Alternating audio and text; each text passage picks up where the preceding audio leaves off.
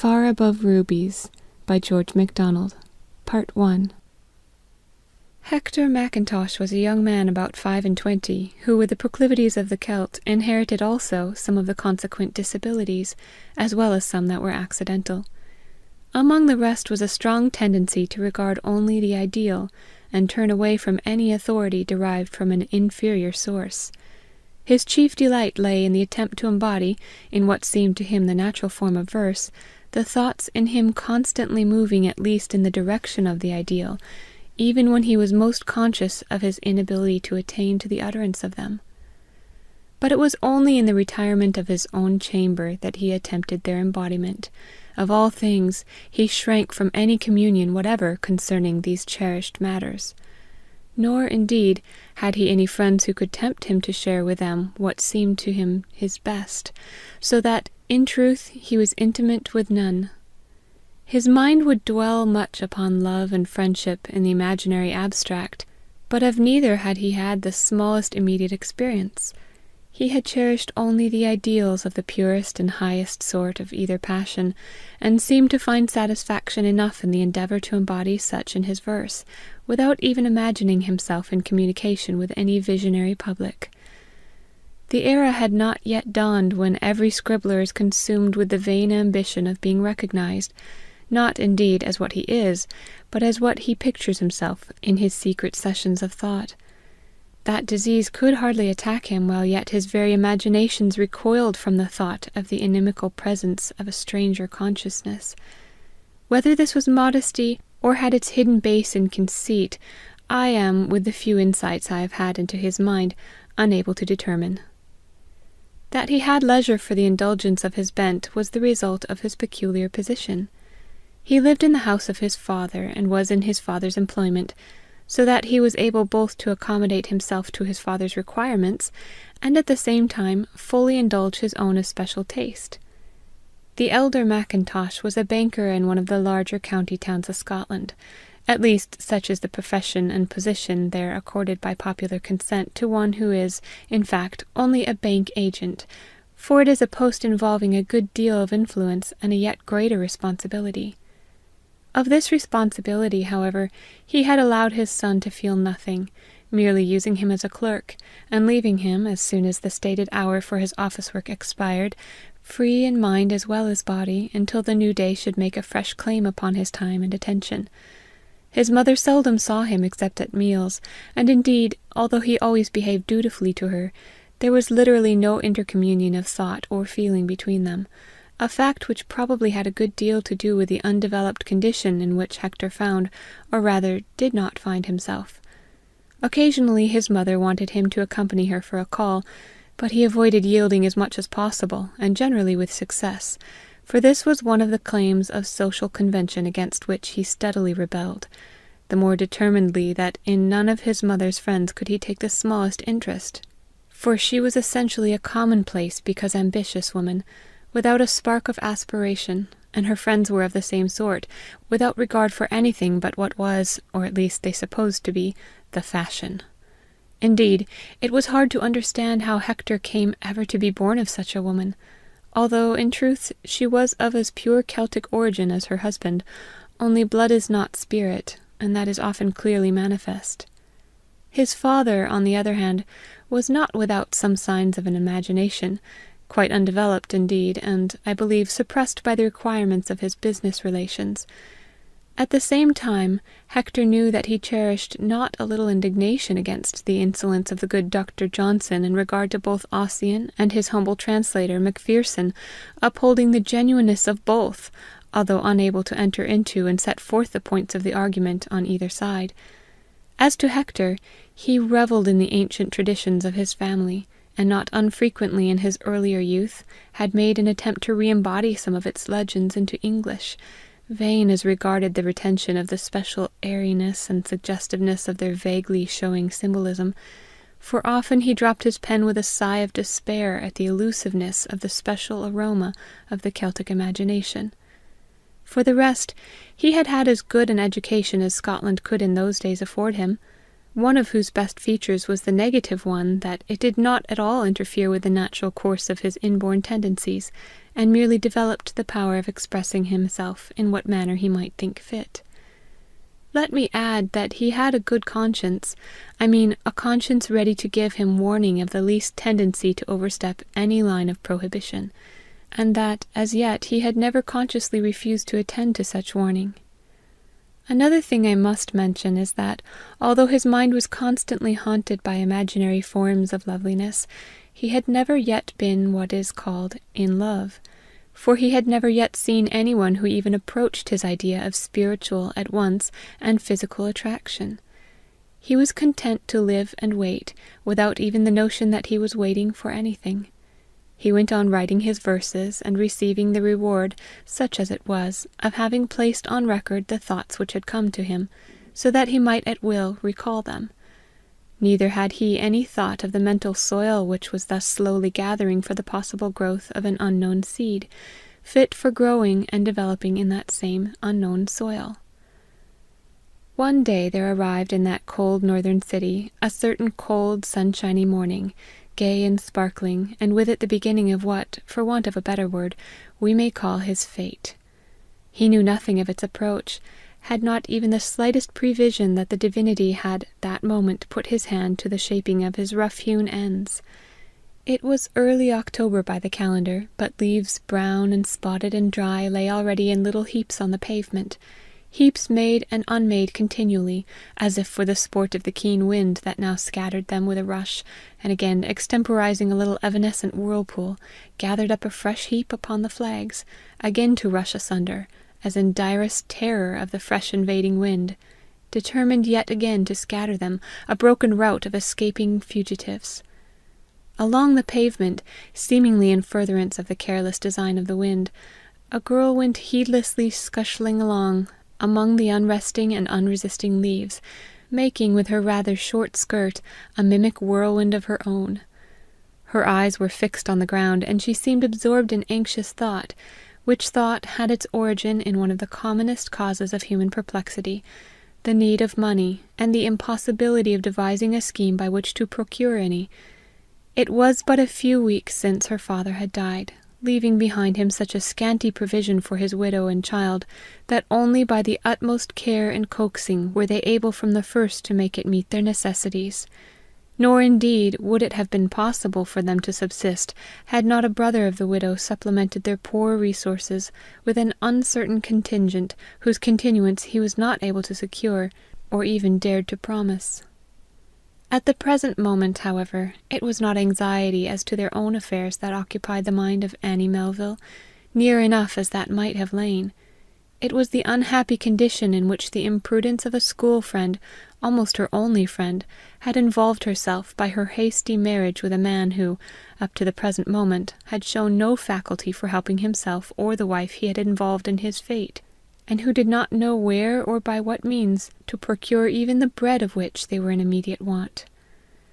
Now Annie had never had to suffer hunger, and the idea that her companion from childhood should be exposed to such a fate was what she could not bear. Yet for any way out of it she could see, it would have to be borne. She might possibly, by herself going without, have given her a good piece of bread, but then she would certainly share it with her foolish husband, and there would be little satisfaction in that.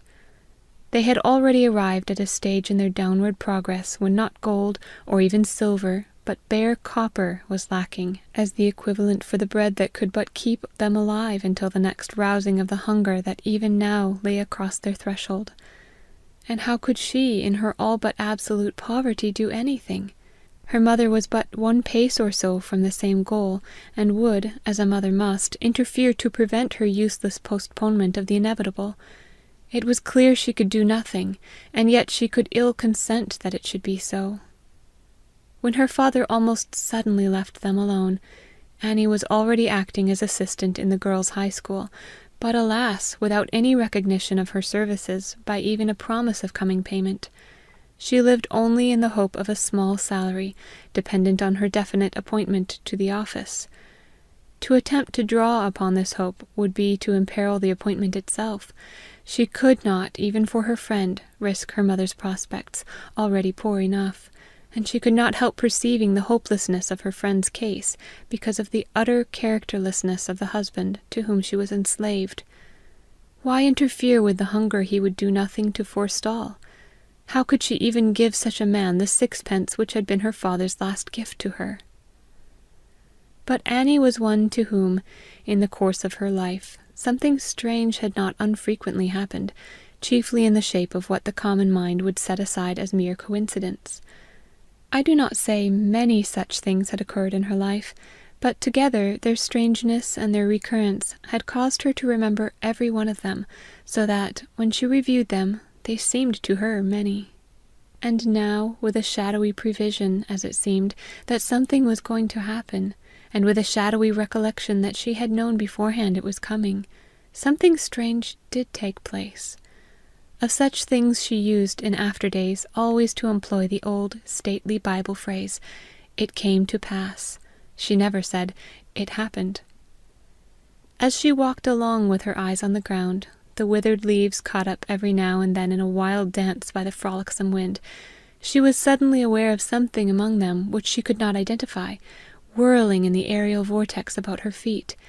Scarcely caring what it was, she yet, all but mechanically, looked at it a little closer, lost it from sight, caught it again, as a fresh blast sent it once more gyrating about her feet, and now regarded it more steadfastly. Even then it looked like nothing but another withered leaf, brown and wrinkled, given over to the wind, and rustling along at its mercy.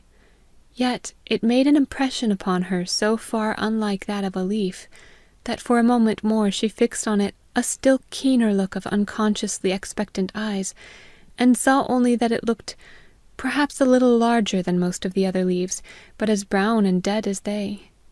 Almost the same instant, however, she turned and pounced upon it, and, the moment she handled it, became aware that it felt less crumbly and brittle than the others looked, and then saw clearly that it was not a leaf, but perhaps a rag, or possibly a piece of soiled and rumpled paper. With a curiosity growing to expectation, and in a moment to wondering recognition, she proceeded to uncrumple it carefully and smooth it out tenderly. Nor was the process quite completed when she fell upon her knees on the cold flags, her little cloak flowing wide from the clasp at her neck in a yet wilder puff of the bitter wind, but suddenly remembering that she must not be praying in the sight of men, started again to her feet, and, wrapping her closed hand tight in the scanty border of her cloak, hurried, with the pound note she had rescued, to the friend whose need was sorer than her own, not without an undefined anxiety in her heart whether she was doing right. How much good the note did, or whether it merely fell into the bottomless gulf of irremediable loss, I cannot tell. Annie's friend and her shiftless mate at once changed their dirty piece of paper for silver, bought food and railway tickets, left the town, and disappeared entirely from her horizon. But consequences were not over with Annie, and the next day she became acquainted with the fact that proved of great significance to her, namely, that the same evening she found the money, Mr. McIntosh's kitchen chimney had been on fire, and it wanted but the knowledge of how this had taken place to change the girl's consciousness from that of one specially aided by the ministry of an angel to that of a young woman, honest hitherto, suddenly changed into a thief. For in the course of a certain friendly gossip's narrative it came out that that night the banker had been using the kitchen fire for the destruction of an accumulation of bank-notes, the common currency of Scotland, which had been judged altogether too dirty or too much dilapidated to be reissued. The knowledge of this fact was the slam of the closing door, whereby Annie found her soul shut out to wander in a night of dismay. The woman who told the fact saw nothing of consequence in it. Mrs. Melville, to whom she was telling it, saw nothing but perhaps a lesson on the duty of having chimneys regularly swept, because of the danger to neighbouring thatch. But had not Annie been seated in the shadow, her ghastly countenance would, even to the most casual glance, have betrayed a certain guilty horror, for now she knew that she had found and given away what she ought at once to have handed back to its rightful owner. It was true he did not even know that he had lost it, and could have no suspicion that she had found it. But what difference did or could that make? It was true also that she had neither taken nor bestowed it to her own advantage, but again, what difference could that make in her duty to restore it? Did she not well remember how eloquently and precisely Mr. Kennedy had, the very last Sunday, expounded the passage, "Thou shalt not respect the person of the poor"? Right was right, whatever soft-hearted people might say or think. Anyone might give what was his own, but who could be right in giving away what was another's? It was time she had done it without thinking, but she had known, or might have known, well enough, that to whomsoever it might belong, it was not hers. And now what possibility was there of setting right what she had set wrong? It was just possible a day might come when she should be able to restore what she had unjustly taken, but at the present moment it was as impossible for her to lay her hand upon a pound note as upon 1,000,000. And, terrible thought, she might have to enter the presence of her father, dead men called him, but alive she knew him, with the consciousness that she had not brought him back the honor he had left with her. It will, of course, suggest itself to every reader that herein she was driving her sense of obligation to the verge of foolishness. And indeed, the thought did not fail to occur even to herself, but the answer of the self-accusing spirit was, that had she been thoroughly upright in heart, she would at once have gone to the nearest house, and made such inquiry as must instantly have resulted in the discovery of what had happened. This she had omitted, without thought, it is true, but not therefore without blame. And now, so far as she could tell, she would never be able to make restitution. Had she even told her mother what befallen her, her mother might have thought of the way in which it had come to pass, and set her feet in the path of her duty. But she had made evil haste, and had compassed too much. She found herself, in truth, in a sore predicament, and was on the point of starting to her feet to run and confess to Mr. McIntosh what she had done, that he might at once pronounce the penalty on what she never doubted he must regard as a case of simple theft. But she bethought herself that she would remain incapable of offering the least satisfaction, and must therefore be regarded merely as one who sought by confession to secure forgiveness and remission. What proof had she to offer, even that she had given the money away? To mention the name of her friend would be to bring her into discredit, and transfer to her the blame of her own act.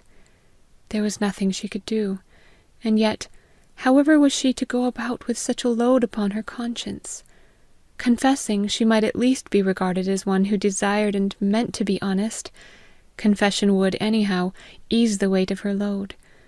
Passively, at last, from very weariness of thought, her mind was but going backward and forward over its own traces, heedlessly obliterating them, when suddenly a new and horrid consciousness emerged from the trodden slime, that she was glad that at least Sophie had the money.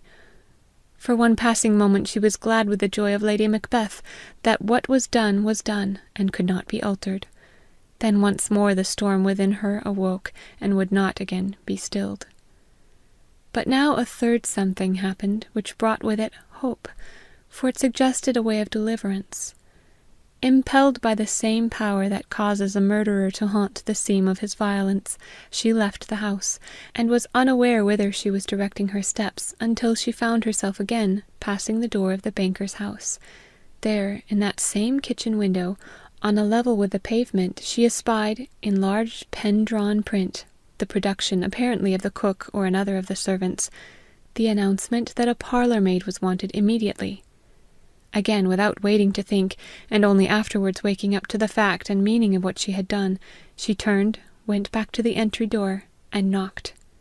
It was almost suddenly opened by the cook, and at once the storm of her misery was assuaged into a rising moon of hope, and the night became light about her. Ah, through what miseries are not even frail hopes our best and safest, our only true guides indeed, into other and yet fairer hopes. "Did you want to see the mistress?" asked the jolly-faced cook, where she stood on the other side of the threshold, and without waiting an answer, she turned and led the way to the parlour.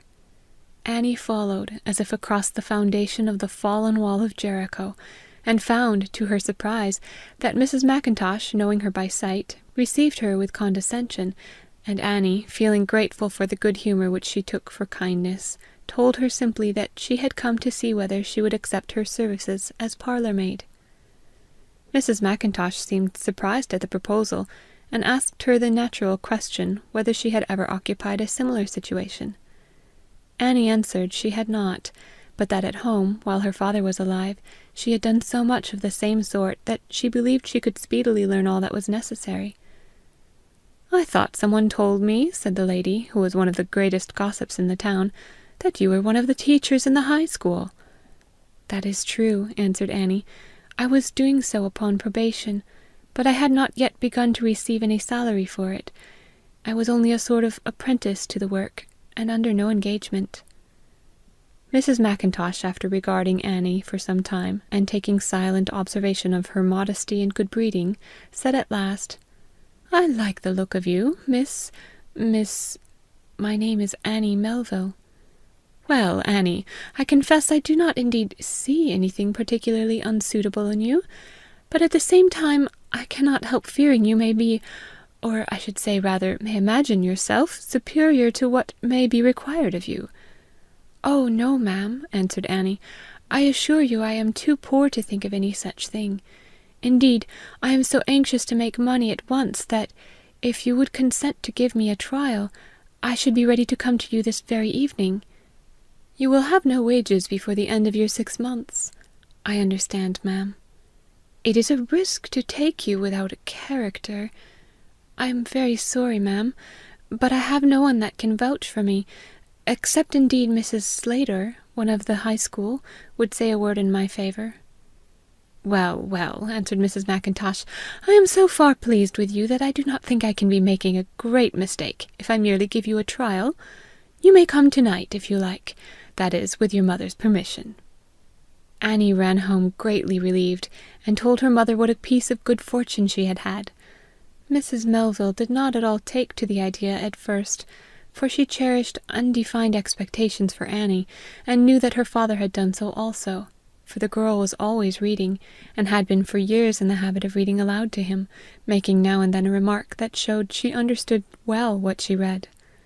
So the mother took comfort in her disappointment that her child had, solely for her sake, she supposed, betaken herself to such service as would at once secure her livelihood and bring her in a little money, for, with the shadow of coming want growing black above them, even her first half-year's wages was a point of hope and expectation. "Well, Annie," she answered, after a few moments' consideration, "it is but for a time, and you will be able to give up the place as soon as you please, and the easier that she only takes you on trial. That will hold for you as well as for her." But nothing was farther from Annie's intention than finding the place would not suit her. No change could she dream of before at least she had a pound note in her hand, when at once she would make it clear to her mother what a terrible scare had driven her to the sudden step she had taken. Until then she must go about with her whole head sick and her whole heart faint. Neither could she for many weeks rid herself of the haunting notion that the banker, who was chiefly affected by her crime, for as such she fully believed and regarded her deed, was fully aware of her guilt. It seemed to her, when at any moment he happened to look at her, that now at last he must be on the point of letting her know that he had read the truth in her guilty looks, and she constantly fancied him saying to himself, "This is the girl who stole my money. She feels my eyes upon her." Every time she came home from an errand, she would imagine her master looking from the window of his private room on the first floor, in readiness to cast aside forbearance and denounce her. He was only waiting to make himself one shade surer. Ah, how long was the time she had to await her cleansing, the moment when she could go to him and say, "I have wronged, I have robbed you. Here is all I can do to show my repentance. All this time I have been but waiting for my wages to repay what I had taken from you." And, oddly enough, she was always mixing herself up with the man in the parable, who had received from his master a pound to trade with and make more. From her dreams she would wake in terror at the sound of that master's voice, ordering the pound to be taken from her and given to the schoolfellow whom, at the cost of her own honesty, she had befriended. Oh, joyous day when the doom should be lifted from her, and she set free to dream no more! For surely, when at length her master knew all, with the depth of her sorrow and repentance, he could not refuse his forgiveness. Would he not even, she dared to hope, remit the interest due on his money, of which she entertained, in her ignorance, a usurious and preposterous idea. End of Part 1. Recording by Hannah Mary.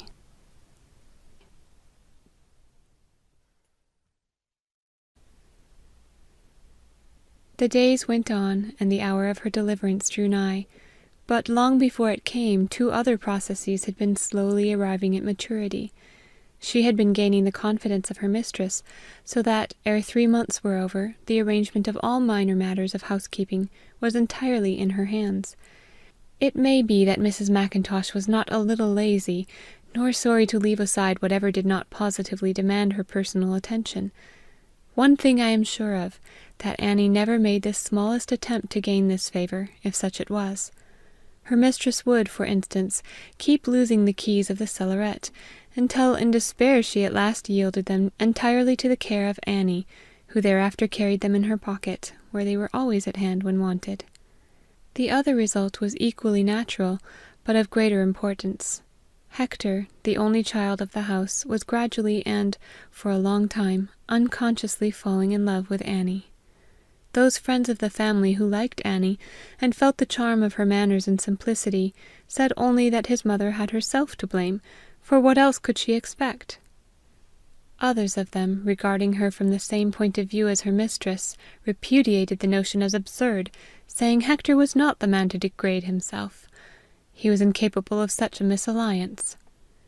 But, as I have said already, Hector, although he had never yet been in love, was yet more than usually ready to fall in love, as belongs to the poetic temperament, when the fit person should appear. As to what sort she might prove depended on 2 facts in Hector: one, that he was fastidious in the best meaning of the word, and the other, that he was dominated by sound good sense, a fact which even his father allowed, although with a grudge, seeing he had hitherto manifested no devotion to business, but spent his free time in literary pursuits. Of the special nature of those pursuits his father knew, or cared to know, nothing, and as to his mother, she had not even a favourite hymn. I may say, then, that the love of womankind, which in solution, so to speak, pervaded every atomic interstice of the nature of Hector, had gradually indeed, but yet rapidly, concentrated and crystallized around the idea of Annie, the more homogeneously and absorbingly that she was the first who had so moved him. It was indeed, in the case of each, a first love, although in the case of neither, love at first sight. Almost from the first hour when first Annie entered the family, Hector had looked on her with eyes of interest, but for a time she had gone about the house with a sense almost of being there upon false pretenses, and she knew that she was doing what she did from no regard to any of its members, but only to gain the money whose payment would relieve her from an ever-present consciousness of guilt. And for this cause, if for no other, she was not in danger of falling in love with Hector. She was indeed too full of veneration for her master and mistress, and for their son so immeasurably above her, to let her thoughts rest upon him in any but a distantly worshipful fashion. But it was part of her duty, which was not over well defined in the house, to see that her young master's room was kept tidy and properly dusted, and in attending to this it was unavoidable that she should come upon indications of the way in which he spent his leisure hours, never dreaming, indeed, that a servant might recognize at a glance what his father and mother did not care to know. Hector was never at any pains to conceal, or even to lay aside the lines yet wet from his pen when he left the room, and Annie could not help seeing them, or knowing what they were. Like many another Scotch lassie, she was fonder of reading than of anything else, and in her father's house she had had the free use of what books were in it, nor is it then to be wondered at that she was far more familiar with certain great books than was ever many an Oxford man. Some never read what they have no desire to assimilate, and some read what no expenditure of reading could ever make them able to appropriate. But Annie read, understood, and re-read the Paradise Lost, knew intimately Comus as well, delighted in Lycidas, and had some of Milton's sonnets by heart, while for the Hymn of the Nativity she knew every line, had studied every turn and phrase in it. It is sometimes a great advantage not to have many books, and so never outgrow the sense of mystery that hovers about even an open bookcase. It was with awe and reverence that Annie, looking around Hector's room, saw in it, not daring to touch them, books she had heard of, but never seen. Among others, a Shakespeare in one thick volume lay open on his table, nor is it then surprising that, when putting his papers straight, she could not help seeing from the different lengths of the lines upon them that they were verse. She trembled and glowed at the very sight of them, for she had in herself the instinct of sacred numbers, and in her soul felt a vague hunger after what might be contained in those loose papers, into which she did not even peep, instinctively knowing it dishonorable. She trembled yet more at recognizing the beautiful youth in the same house with her, to whom she did service, as himself one of those gifted creatures whom most she revered, a poet, perhaps such another as Milton. Neither are all ladies, nor all servants of ladies, honorable like Annie, or fit as she to be left alone with a man's papers. Hector knew very well how his mother would regard such an alliance as has now begun to absorb every desire and thought of his heart, and was the more careful to watch and repress every sign of the same, foreseeing that, at the least suspicion of the fact, she would lay all the blame upon Annie, at once dismiss her from the house, and remain forever convinced that she had entered it with a design in her heart to make him fall in love with her. He therefore avoided ever addressing her, except with a distant civility, the easier to him that his mind was known only to himself, while all the time the consciousness of her presence in it enveloped the house in a rosy cloud. For a long time he did not even dream of attempting a word with her alone, fondly imagining that thus he gave his mother time to know and love Annie before discovering anything between them to which she might object. But he did not yet know how incapable that mother was of any simple affection, being, indeed, one of the commonest minded of women. He believed also that the least attempt to attract Annie's attention would but scare her, and make her incapable of listening to what he might try to say. In the meantime, Annie, under the influence of more and better food, and that freedom from care which came of the consciousness that she was doing her best both for her mother and for her own moral emancipation, looked sweeter and grew happier every day. No cloudy sense, no doubt of approaching danger had yet begun to heave an ugly shoulder above her horizon. Neither had Hector begun to fret against the feeling that he must not speak to her. In such a silence, and in such a presence, he felt he could live happy for ages. He moved in a lovely dream of still content. And it was natural also that he should begin to burgeon spiritually and mentally, to grow and flourish beyond any experience in the past.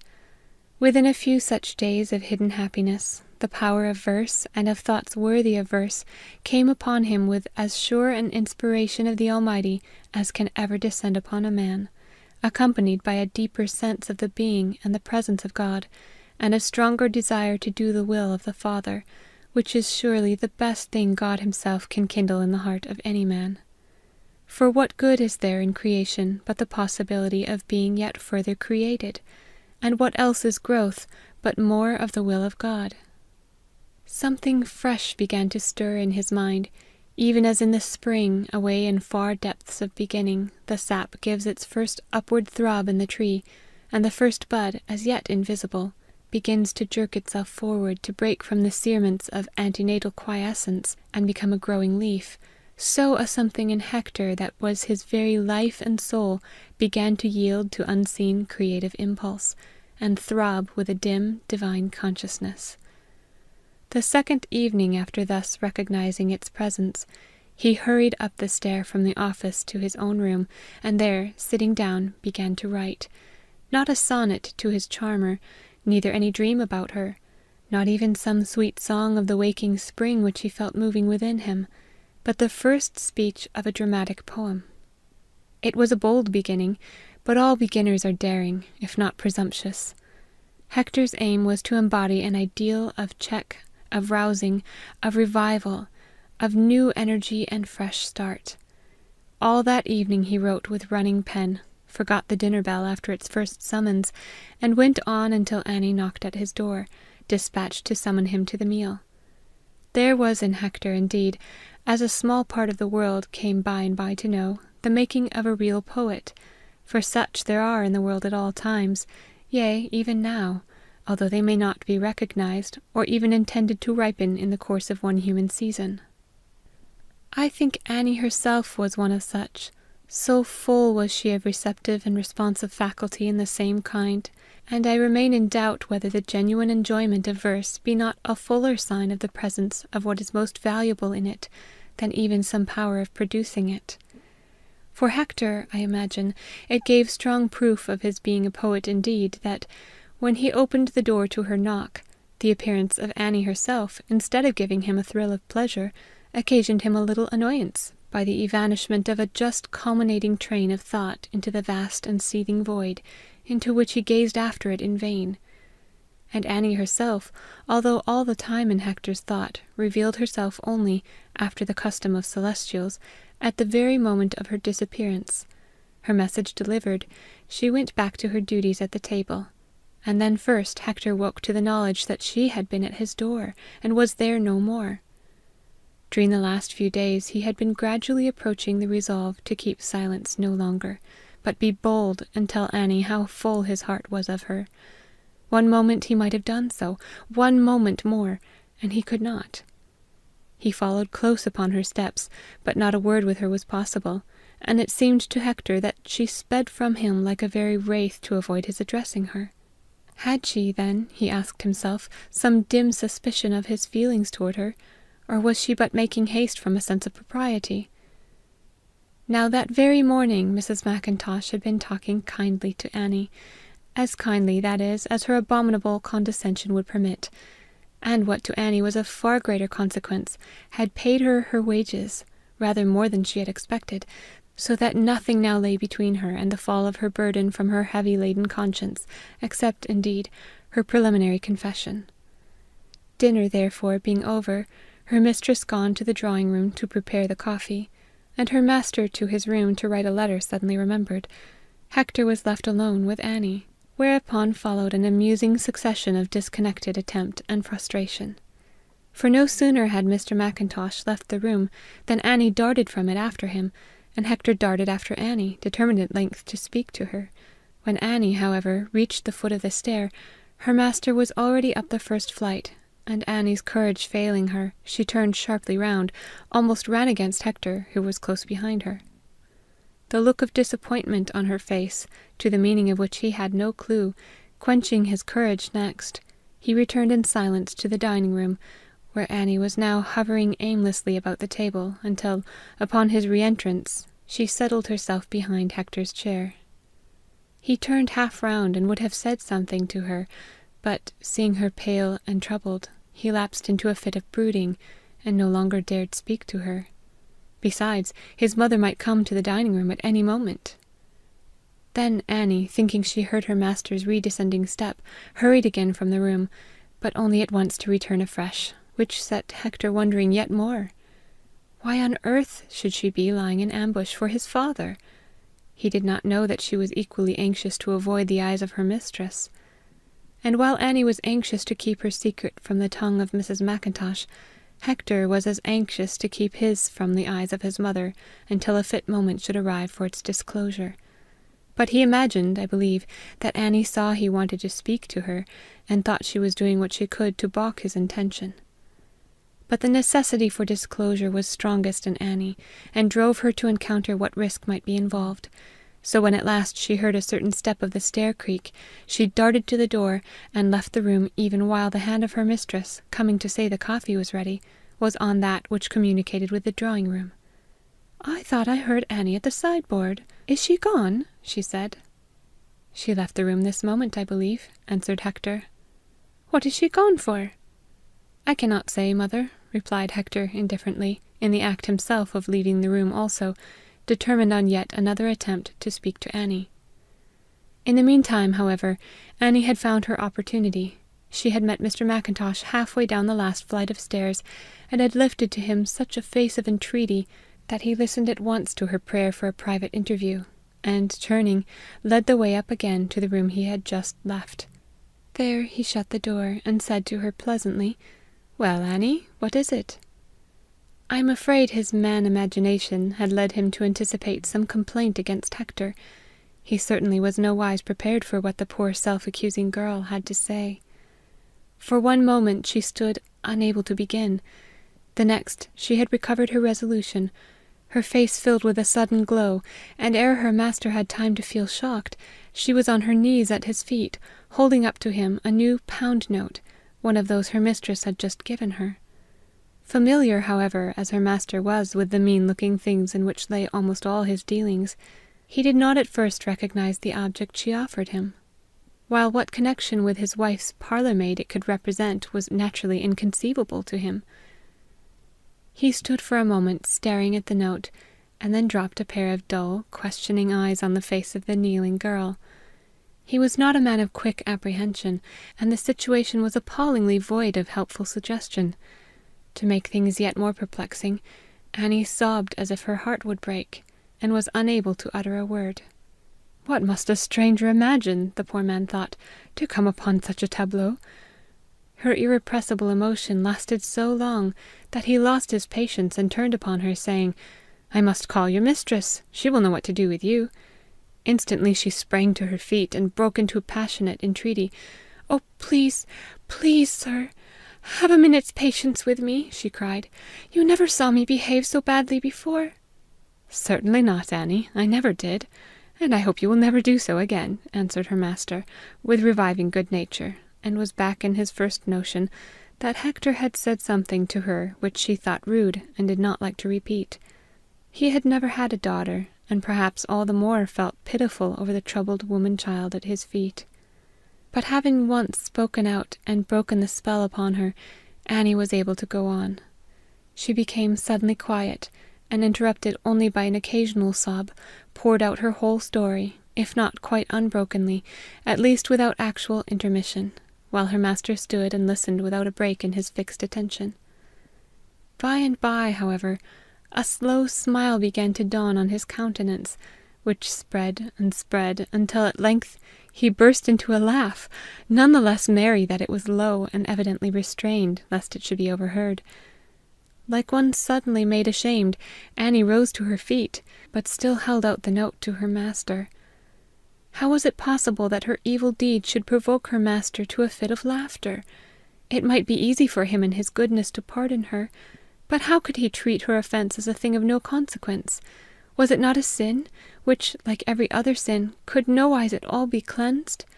For even God himself could not blot out the fact that she had done the deed, and yet there stood her master laughing.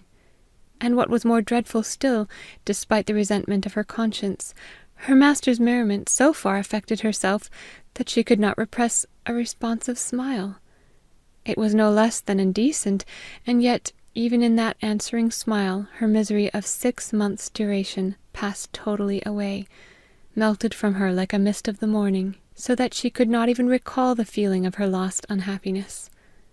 But might not her conscience be going to sleep?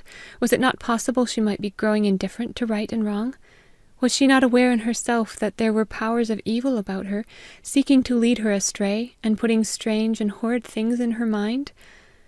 But, although he laughed, her master uttered no articulate sound until she had ended her statement, by which time his amusement had changed to admiration.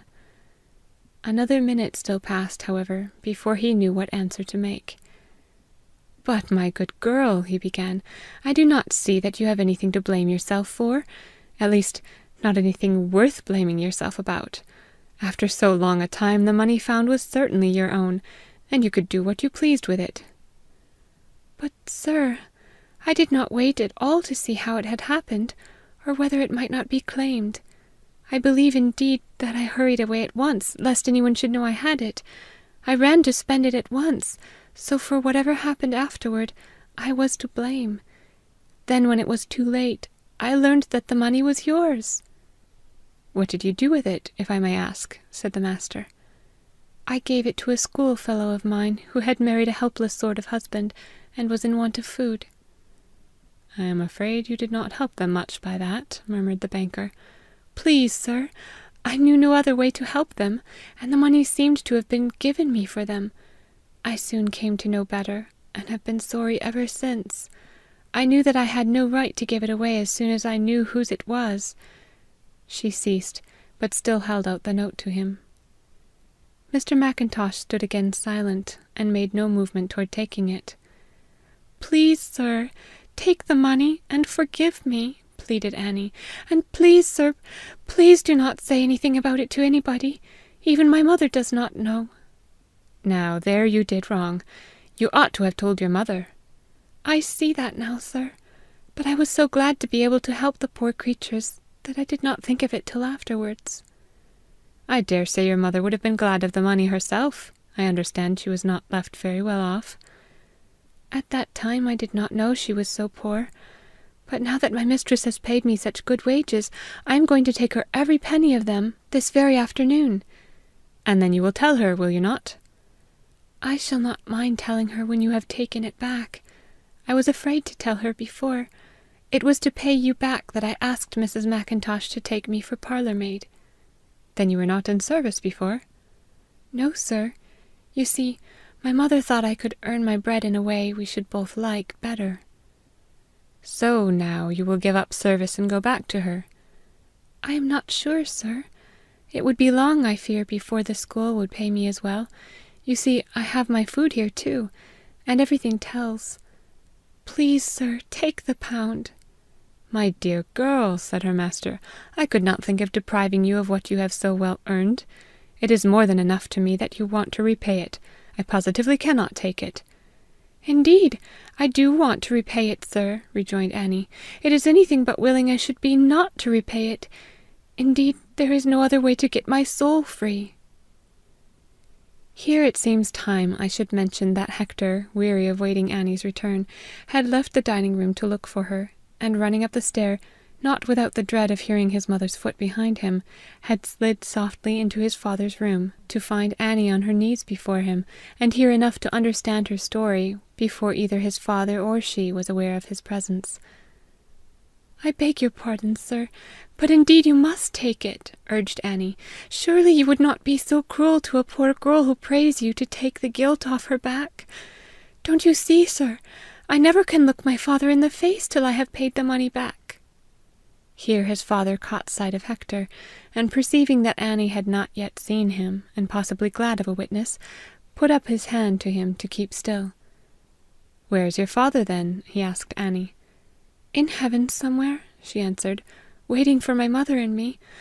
Oh, father," she broke out, "if only you had been alive, you would soon have got me out of my shame and misery. But thank God, it will soon be over now. My master cannot refuse to set me free." "Certainly, I will set you free," said Mr. McIntosh, a good deal touched. "With all my heart I forgive you the debt, and I thank you for bringing me to know the honestest girl, I mean the most honorable girl I have ever yet had the pleasure to meet."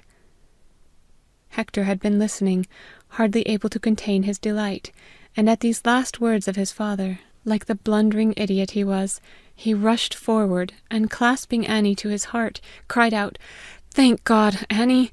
My father at least knows what you are." He met with a rough and astounding check, far too startled to see who it was that thus embraced her, and unprepared to receive such a salutation, least of all from one whom she had hitherto regarded as the very prince of gentleness and courtesy. She met it with a sound, ringing box on the ear, which literally staggered Hector, and sent his father into a second peal of laughter, this time as loud as it was merry, and the next moment swelled in volume by that of Hector himself. "Thank you, Annie," he cried. "I never should have thought you could hit so hard. But indeed, I beg your pardon. I forgot myself, and you too, when I behaved so badly. But I'm not sorry, father, after all, for that box on the ear has got me over a difficult task, and compelled me to speak out at once what has been so long in my mind, but which I had not the courage to say. Annie," he went on, turning to her, and standing humbly before her, "I have long loved you. If you will do me the honour to marry me, I am yours the moment you say so." But Annie's surprise, and the hasty act she had committed in the first impulse of defence, had so reacted upon her in a white dismay, that she stood before him speechless, and almost ready to drop. awakening from what was fast growing a mere dream of offence to the assured consciousness of another offence almost as flagrant, she stared as if she had suddenly opened her eyes on a whole Walpurgisnacht of demons and witches, while Hector, recovering from his astonishment to the lively delight of having something to pretend at least to forgive Annie, and yielding to sudden Celtic impulse, knelt at her feet, seized her hand which she had no power to withdraw from him, covered it with eager kisses, and placed it on his head. Little more would have made him cast himself prone before her, lift her foot, and place it on his neck. But his father brought a little of his common sense to the rescue. "Tut, Hector," he said, "give the lass time to come to her senses. Would you woo her like a raving maniac? I don't indeed wonder, after what you heard her tell me, that you should have taken such a sudden fancy to her, but—" "Father," interrupted Hector, "it is no fancy, least of all a sudden one.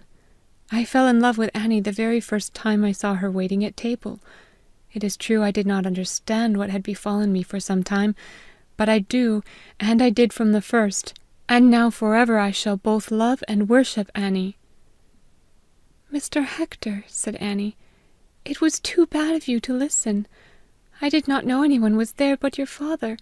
You were never intended to hear, and I did not think you would have done such a dishonorable thing. It was not like you, Mr. Hector."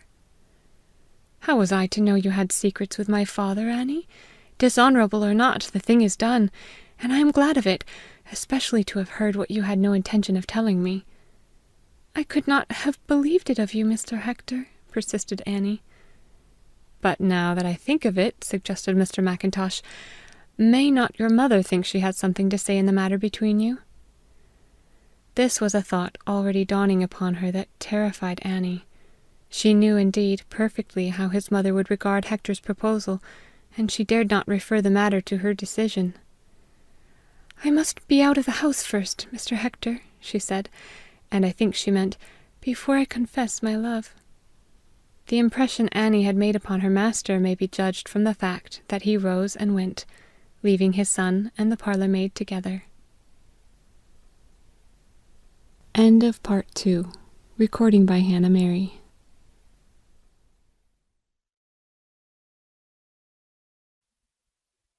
What then passed between them I cannot narrate precisely. Overwhelmed by Hector's avowal, and quite unprepared as she had been for it, it was yet no unwelcome news to Annie. Indeed, the moment he addressed her, she knew in her heart that she had been loving him for a long time, though never acknowledging to herself the fact.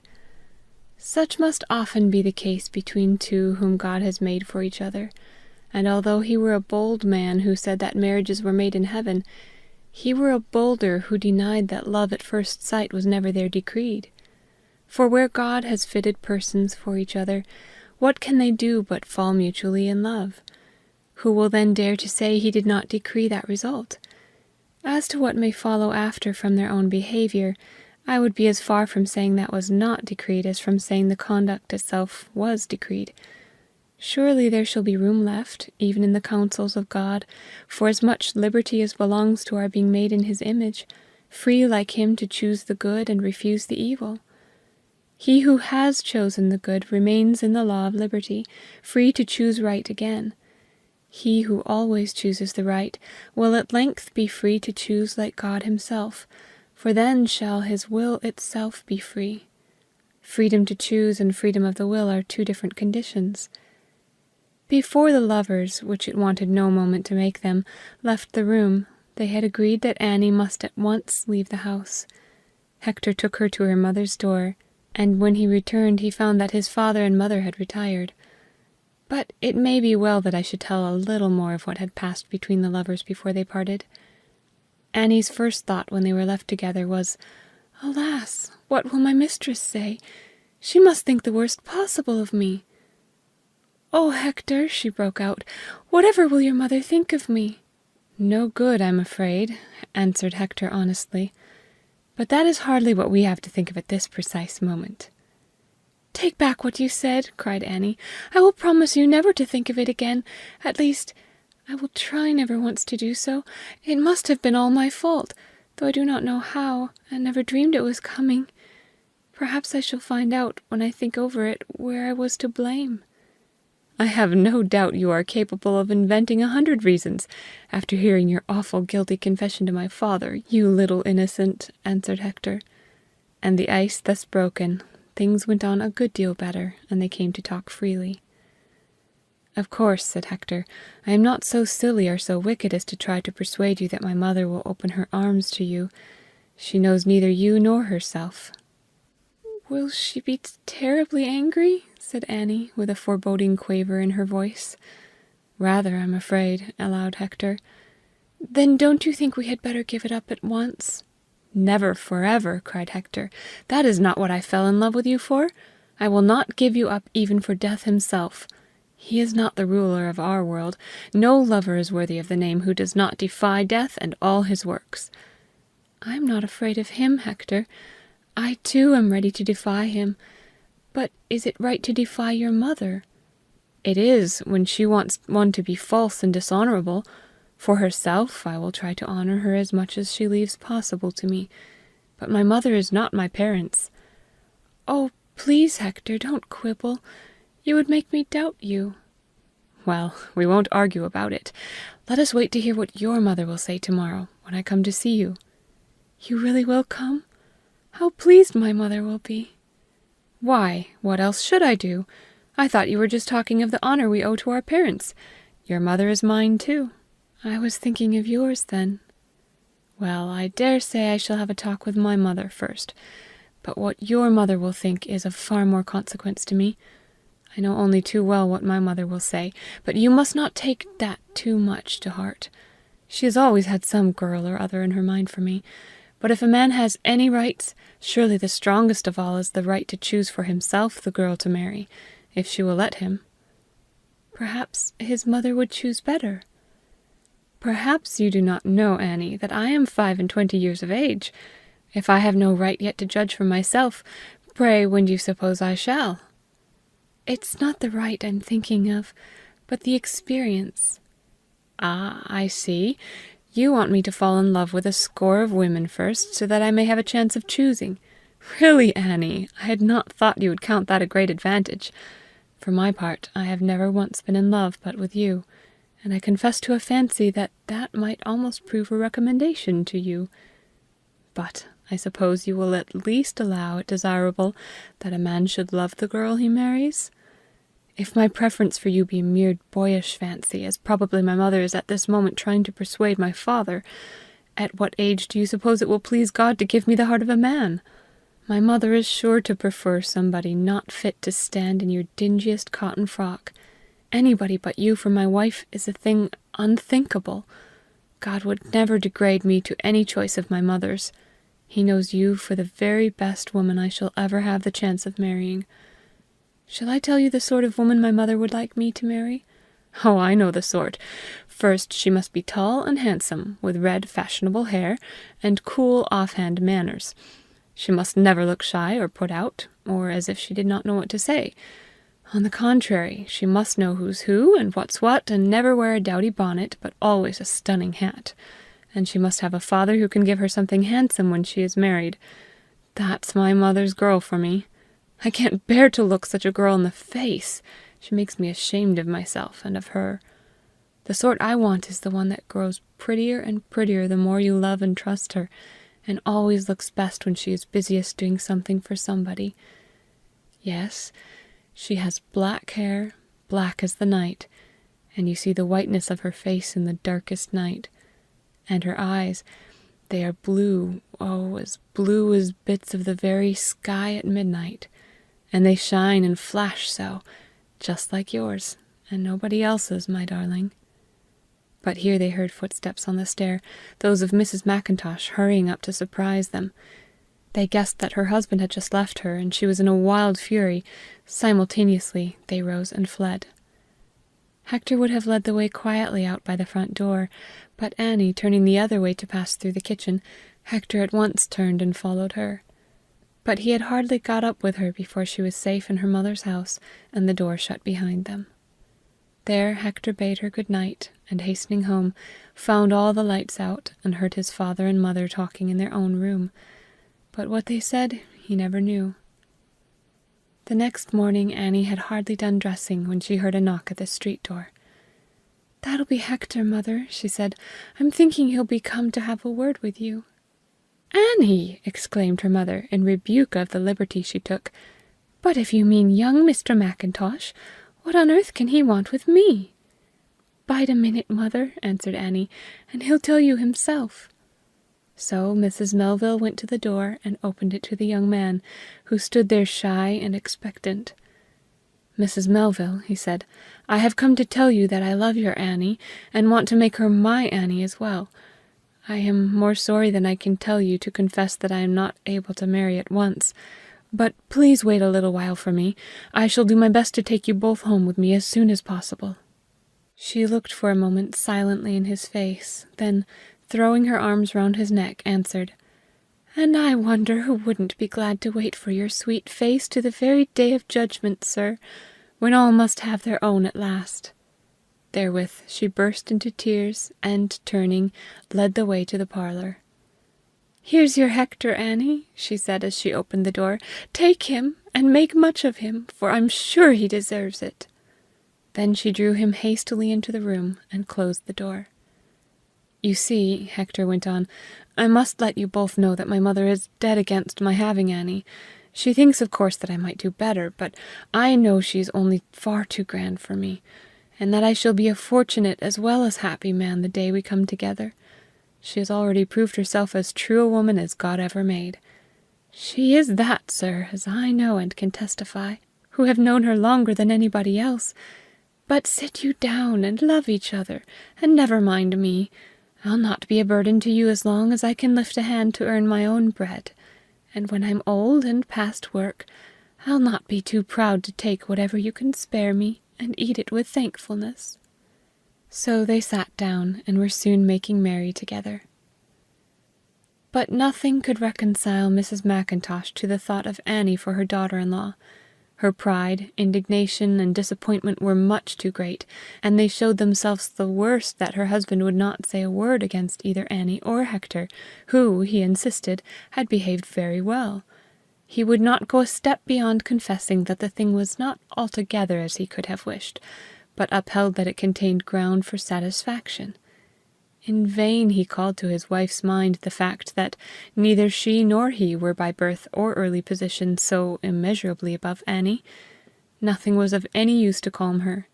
Nothing would persuade her that Annie had not sought their service with the express purpose of carrying away her son.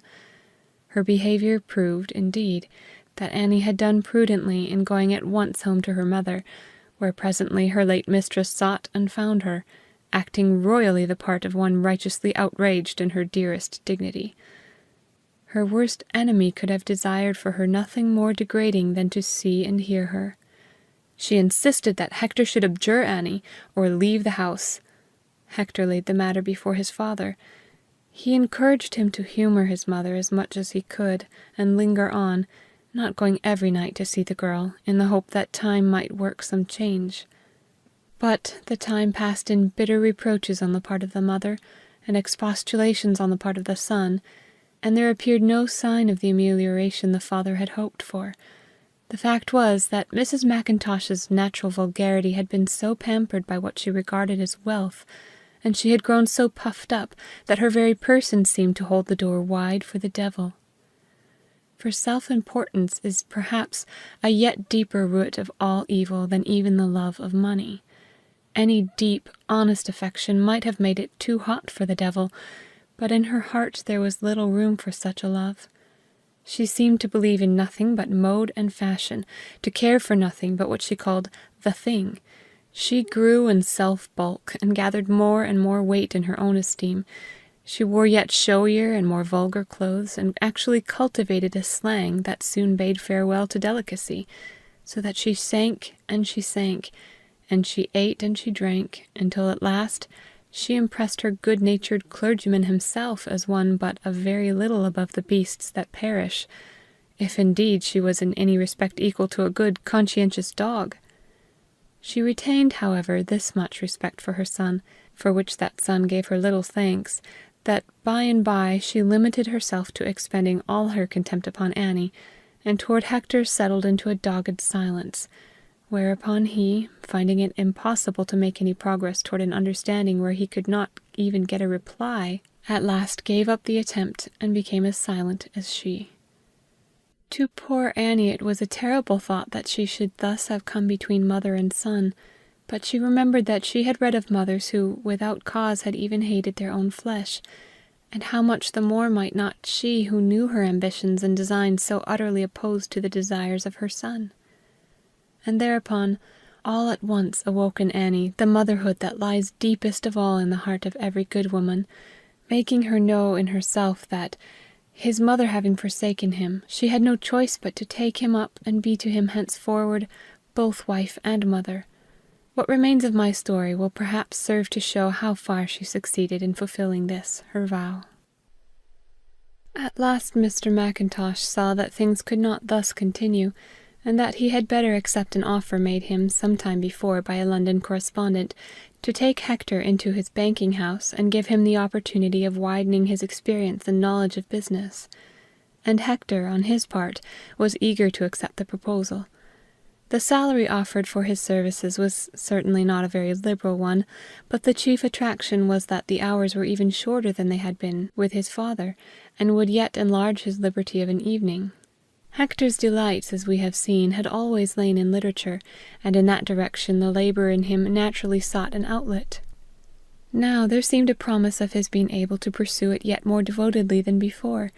Who could tell but he might ere long produce something that people might care to read? Some publisher might even care to put it in print, and people might care to buy it. That would start him in a more genuine way of living, and he might the sooner be able to marry Annie, an aspiration surely legitimate and not too ambitious.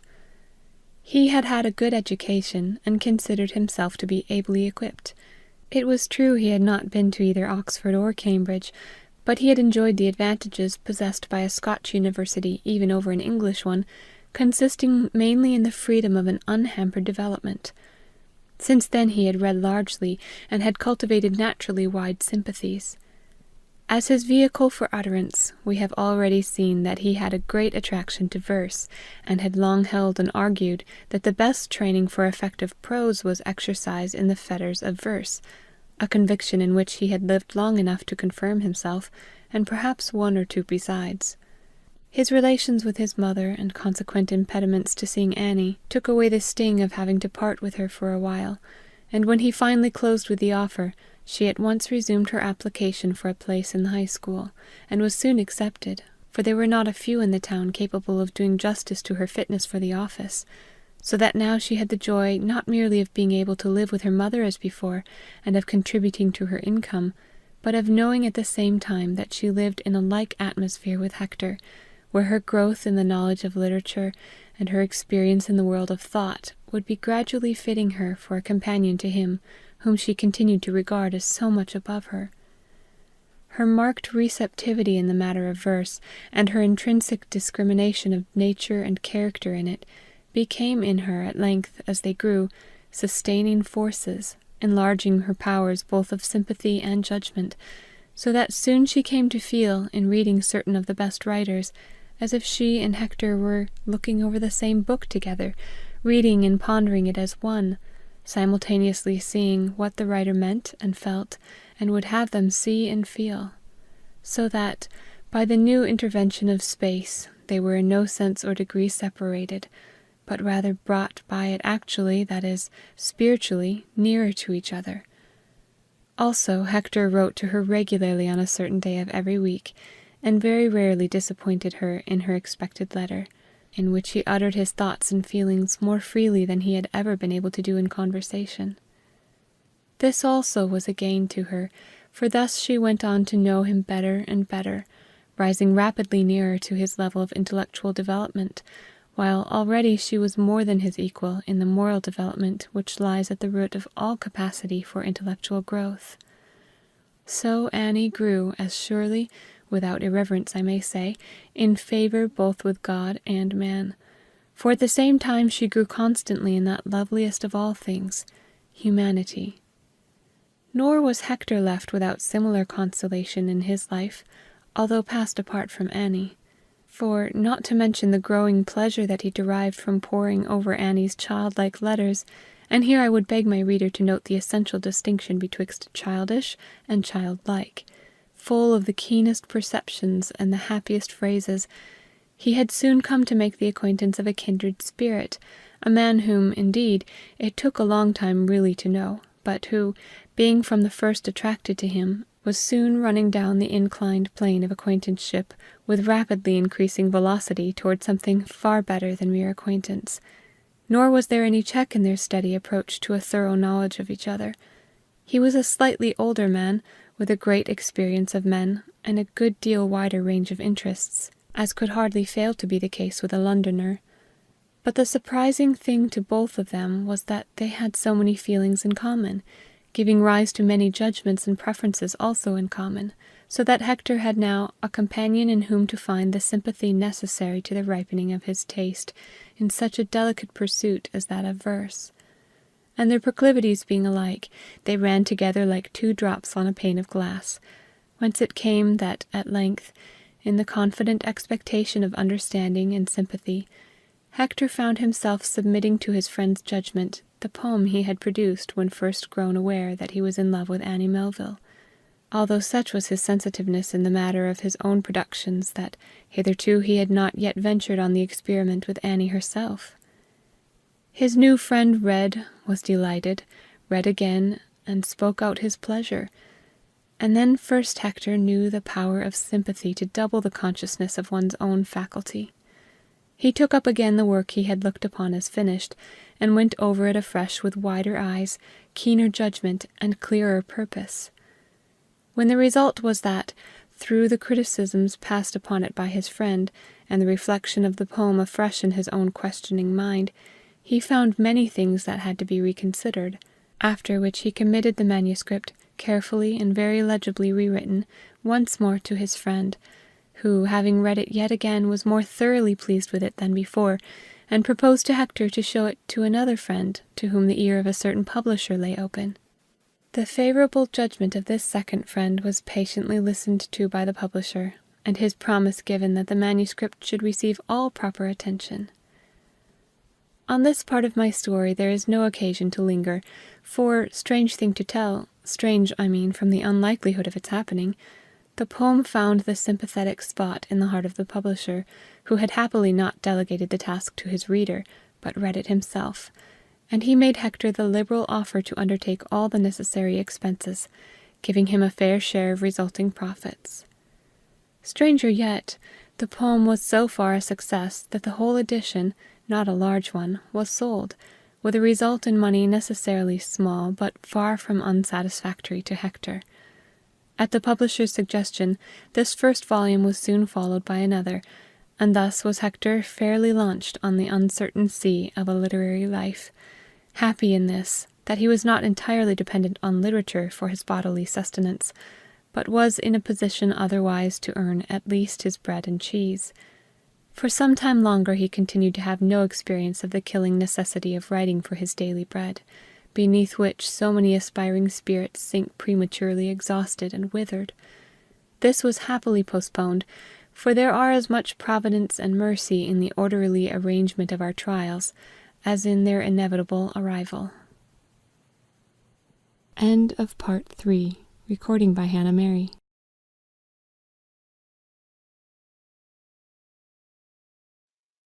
His reception by what is called the public was by no means so remarkable or triumphant as to give his well-wishers any ground for anxiety as to its possible moral effect upon him.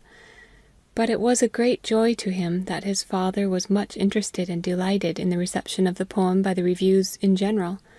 He was so much gratified, indeed, that he immediately wrote to him, stating his intention of supplementing his income by half as much more.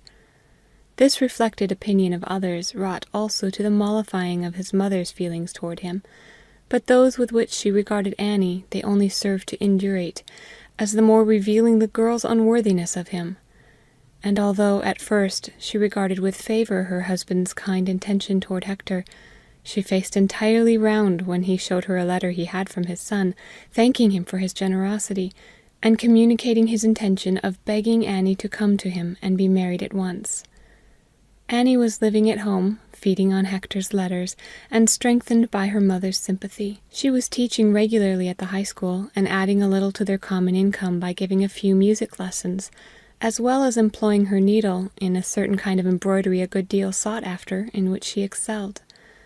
She had heard nothing of his having begun to distinguish himself, neither had yet seen one of the reviews of his book, for no one had taken the trouble to show her any of them. One day, however, as she stood waiting a moment for something she wanted in the principal bookshop of the town, a little old lady, rather shabbily dressed, came in, whom she heard say to the shopman, in a gentle voice, and with the loveliest smile, "Have you another copy of this new poem by your townsman, young McIntosh?" "I am sorry I have not, ma'am," answered the shopman, "but I can get you one by return of post." "Do, if you please, and send it to me at once. I am very glad to hear it promises to be a success. I am sure it quite deserves it. I have already read it through twice. You may remember you got me a copy the other day. I cannot help thinking it an altogether remarkable production, especially for so young a man. He is quite young, I believe?" "Yes, ma'am, to have already published a book. But as to any wonderful success, there is so little sale for poetry nowadays. I believe the one you had yourself, my lady, is the only one we've been asked for." "Much will depend," said the lady, "on whether it finds a channel of its own soon enough. But get me another copy anyhow, and as soon as you can, please. I want to send it to my daughter. There is matter between those Quaker-like boards that I have found nowhere else. I want my daughter to have it, and I cannot part with my own copy," concluded the old lady, and with the words she walked out of the shop, leaving Annie bewildered, and with the strange feeling of a surprise which yet she had been expecting. For what else but success could come to Hector? Had it not been drawing nearer and nearer all the time? And for a moment she seemed again to stand, a much younger child than now, amid the gusty whirling of the dead leaves about her feet, once more on the point of stooping to pick up what might prove a withered leaf, but was in reality a pound note, the thing which had wrought her so much misery, and was now filling her cup of joy to the very brim. The book the old lady had talked of could be no other than Hector's book, no other than Hector could have written it. What a treasure there was in the world that she had never seen! How big was it? What was it like? She was sure to know it the moment her eyes fell upon it. But why had he never told her about it? He might have wanted to surprise her, but she was not the least surprised. She had known about it all the time. He had never talked about what he was writing, and still less would he talk of what he was going to write. Intentions were not worthy of his beautiful mouth. Perhaps he did not want her to read it yet. When he did, he would send her a copy. And oh, when would her mother be able to read it? Was it a very dear book? There could be no thought of their buying it. Between them, she and her mother could not have shillings enough for that. When the right time came, he would send it. Then it would be twice as much hers as if she had bought it for herself. The next day she met Mr. and Mrs. McIntosh, and the former actually congratulated her on what Hector had done, and what people thought of him for it. But the latter only gave a sniff. And the next post brought the book itself, and with it a petition from Hector that she would fix the day to join him in London. Annie made haste, therefore, to get ready the dress of white linen in which she meant to be married, and a lady, the sister of Hector's friend, meeting her in London, they were married the next day, and went together to Hector's humble lodgings in a northern suburb. Hector's new volume, larger somewhat, but made up of smaller poems, did not attract the same amount of attention as the former, and the result gave no encouragement to the publisher to make a third venture. One reason possibly was that the subjects of most of the poems, even the gayest of them, were serious, and another may have been that the common tribe of reviewers, searching like other parasites, discovered in them material for ridicule, which to them meant food, and as such they made use of it. At the same time he was not left without friends. Certain of his readers, who saw what he meant and cared to understand it, continued his readers, and his influence on such was slowly growing, while those that admired, feeling the power of his work, held by him the more when the scoffers at him grew insolent. Still, few copies were sold, and Hector found it well that he had other work and was not altogether dependent on his pen, which would have been simple starvation. And from the first, Annie was most careful in her expenditure. Among the simple people whom husband brought her to know, she speedily became a great favorite, and this circle widened more rapidly after she joined it. For her simple truths, which even to Hector had occasionally seemed somewhat overdriven, now revealed itself as the ground of her growing popularity. She welcomed all, was faithful to all, and sympathetic with all. Nor was it longer before her husband began to study her in order to understand her, and that the more that he could find in her neither plan nor system, nothing but straightforward, foldless simplicity. Nor did she ever come to believe less in the foreseeing care of God. She ceased perhaps to attribute so much to the ministry of the angels as when she took the fiercer blast that rescued from the flames the greasy note and blew it uncharred up the roaring chimney for the sudden waft of an angel's wing. But she came to meet them oftener in daily life, clothed in human form, though still they were rare indeed, and often, like the angel that revealed himself to Manoah, disappeared upon recognition. By and by it seemed certain that, if ever Hector had had anything of what the world counts success, it had now come to a pause.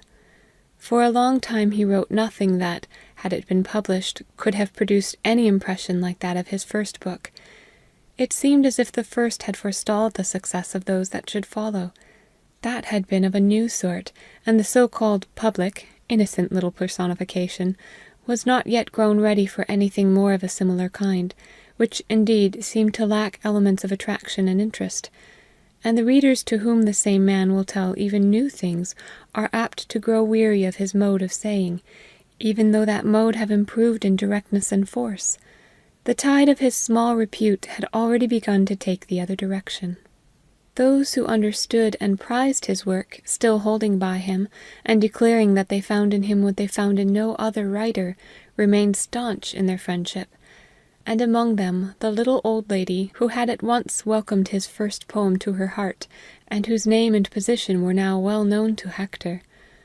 But the reviewers, seeming to have forgotten their first favorable reception of him, now began to find nothing but faults in his work, pointing out only what they judged ill-contrived and worse executed in his conceptions, and that in a tone to convey the impression that he had somehow wheedled certain of them into their former friendly utterances concerning him. And about the same time, it so happened that business began to fall away rapidly from the bank of which his father held the chief country agency, so that he was no longer able to continue to Hector his former subsidy, the announcement of which discouraging fact was accompanied by a lecture on the desirableness of a change in his choice of subject, as well as in his style. If he continued to write as he had been doing of late, no one would be left, his father said, to read what he wrote. And now it began to be evident what a happy thing it was for Hector that Annie was now at his side to help him. For as his courage sank, and he saw Annie begin to feel straitened in her housekeeping, he saw also how her courage arose and shone. But he grew more and more discouraged, until it was all that Annie could do to hold him back from despair. At length, however, she began to feel that possibly there might be some truth in what his father had written to him, and a new departure ought to be attempted. She could not herself believe that her husband was limited to any style or subject for the embodiment of his thoughts. He who had written so well in one fashion might write at least well, if not as well, in another. Had she not heard him say that verse was the best practice for writing prose? Gently, therefore, and cautiously she approached the matter with him, only to find at first, as she had expected, that he but recoiled from the suggestion with increase of discouragement. Still, taking no delight in obstinacy, and feeling the necessity of some fresh attempt grow daily more pressing, he turned his brains about, and sending them foraging, at length bethought him of a certain old Highland legend with which at one time he had been a good deal taken, from the discovery in it of certain symbolical possibilities. This legend he proceeded to rewrite and remodel, doing his best endeavour to preserve in it the old Celtic aroma and aerial suggestion, while taking care neither to lose nor reproduce too manifestly its half-apparent, still evanishing symbolism. Urged by fear and enfeebled by doubt, he wrote feverishly, and after 3 days of laborious and unnatural toil, submitted the result to Annie, who was now his only representative of the outer world, and the only person for whose criticism he seemed now to care. She, greatly in doubt of her own judgment, submitted it to his friend, and together they agreed on this verdict, that, while it certainly proved he could write as well in prose as in verse, people would not be attracted by it, and that it would be found lacking in human interest. His friend saw in it also too much of the Celtic tendency to the mystical and allegorical, as distinguished from the factual and storial. Upon learning this their decision, poor Hector fell once more into a state of great discouragement, not feeling in him the least power of adopting another way. There seemed to him but one mode, the way things came to him. And in this surely he was right, only might not things come or be sent to him in some other way? His friend suggested that he might, changing the outward occurrences, and the description of the persons to whom they happened in such fashion that there could be no identification of them, tell the very tale of how Annie and he came to know and love each other, taking especial care to muffle up to shapelessness, or at least featurelessness, the part his mother had taken in their story. This seeming to Hector a thing possible, he took courage and set about it at once, gathering interest as he proceeded, and writing faster and faster as he grew in hope of success. At the same time it was not favourable to the result that he felt constantly behind him the darkly lowering necessity that, urging him on, yet debilitated every motion of the generating spirit. It took him a long time to get the story into a condition that he dared to consider even passable, and the longer that he had not the delight that verse would have brought with it in the process of its production. Nevertheless, he would now and then come to a passage in writing which the old emotion would seem to revive, but in reading these, Annie, modest and doubtful, as she always was of her own judgment, especially where her husband's work was concerned, seemed to recognize a certain element of excitement that gave it a glow, or rather glamour of unreality, or rather unnaturalness, which affected her as inharmonious, therefore unfit or out of place. She thought it better, however, to say little or nothing of any such paragraph, and tried to regard it as of small significance, and probably carrying little influence in respect of the final judgment. The narrative, such as it might prove, was at length finished, and had been read, at least with pleasure and hope, by his friend, who was still the only critic on whose judgment he dared depend, for he could not help regarding Annie as prejudiced in his favour, although her approval continued for him absolutely essential. The sole portions to which his friend took any exception were the same concerning which Annie had already doubted, and which he found too poetical in their tone, not, he took care to say, in their meaning, for that could not be too poetical, but in their expression, which must impinge too sharply upon prosaic ears that cared only for the narrative, and would recoil from any reflection, however just in itself, that might be woven into it. But, alas, now came what Hector felt the last and final blow to the possibility of further endeavour in the way of literature. The bank to which Hector had been introduced by his father, and which he had been employed ever since, had of late found it necessary to look more closely to its outlay, and reduce its expenses. Therefore, believing that Hector had abundance of other resources, its managers decided on giving him notice, first of all, that they must in future deprive themselves of the pleasure of his services. And this announcement came at a time when Annie was already in no small difficulty to make the ends of her expenditure meet those of her income. In fact, she had no longer any income. For a considerable time she had, by the stinting of what had before that seemed necessities, been making a shilling to do the work of 18 pence, and now she knew nothing beyond, except to go without. But how allow Hector to go without? He must die if she did.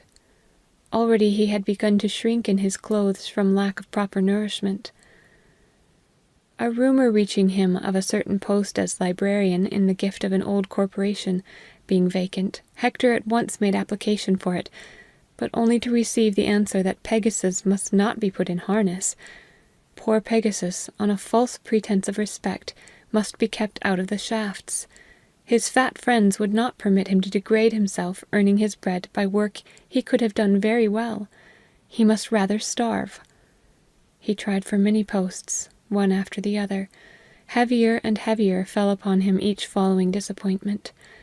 Annie had in her heart been greatly disappointed that no prospect appeared of a child to sanctify their union, but for that she had learned more to console herself with the reflection that at least there was no such heavenly visitor for whose earthly sojourn to provide. And now how gladly would she have laboured for the child in the hope that such a joy and companionship might lift him up out of his despondency. Then he would be able to enjoy and assimilate the poor food she was able to get for him. It is true he always seemed quite content, but then he would often, she believed, pretend not to be hungry, and certainly ate less and less.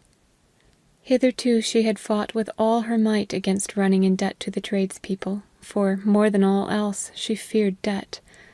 Now, at last, however, her resolution was in danger of giving way, when, happily, Hector bethought himself of his precious books.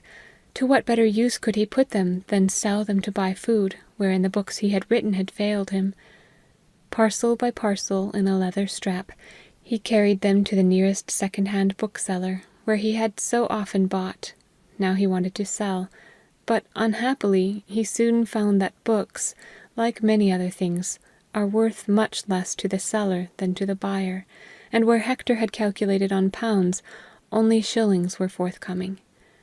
Yet, by their sale, notwithstanding, they managed to keep a little longer out of debt. End of Part 4. Recording by Hannah Mary.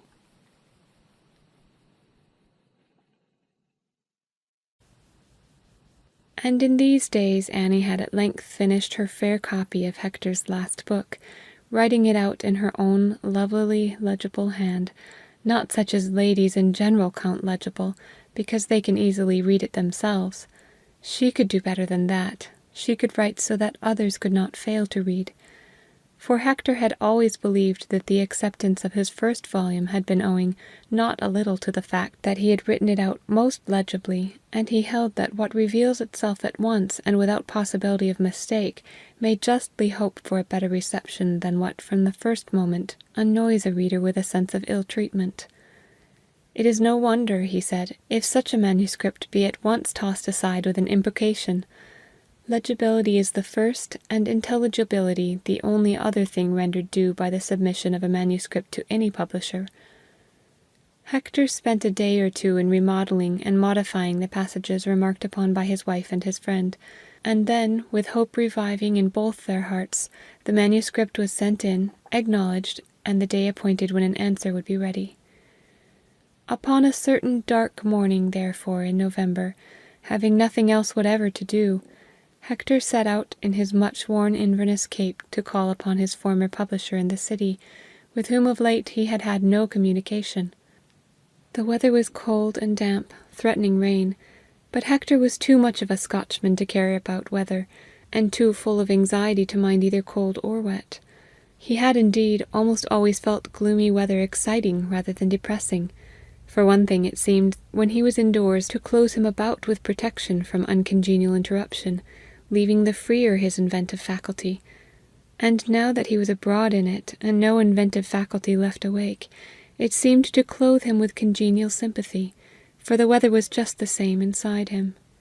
And now, as he strode along with his eyes on the ground, he scarcely saw any of the objects about him, but sought only the heart of the city, where he hoped to find the publisher in his office, ready to print his manuscript and advance him a small sum in anticipation of possible profit. So absorbed was he in thought undefined, and so sunk in anxiety as to the answer he was about to receive, that more than once he was nearly run over by the cart of some reckless tradesman, seeming to him, in its overtaking suddenness, the type of prophetic fate already at his heels. At length, however, he arrived safe in the outer shop, where the books of the firm were exposed to sight, in process of being subscribed for by the trade. There a pert young man asked him to take a seat, while he carried his name to the publisher, and there for some time he waited, reading titles he found himself unable to lay hold of, and there, while he waited, the threatened rain began, and ere he was admitted to the inner premises, such a black deluge came pouring down as, for blackness at least, comes down nowhere save in London. With this accompaniment, he was ushered at length into a dingy office, deep in the recesses of the house, where a young man whom he saw for the first time had evidently, while Hector waited in the shop, been glancing at the manuscript he had left. Little as he could have read, however, it had been enough, aided perhaps by the weather, to bring him to an unfavourable decision. His rejection was precise and definite, leaving no room for Hector to say anything, for he did not seem ever to have heard of him before.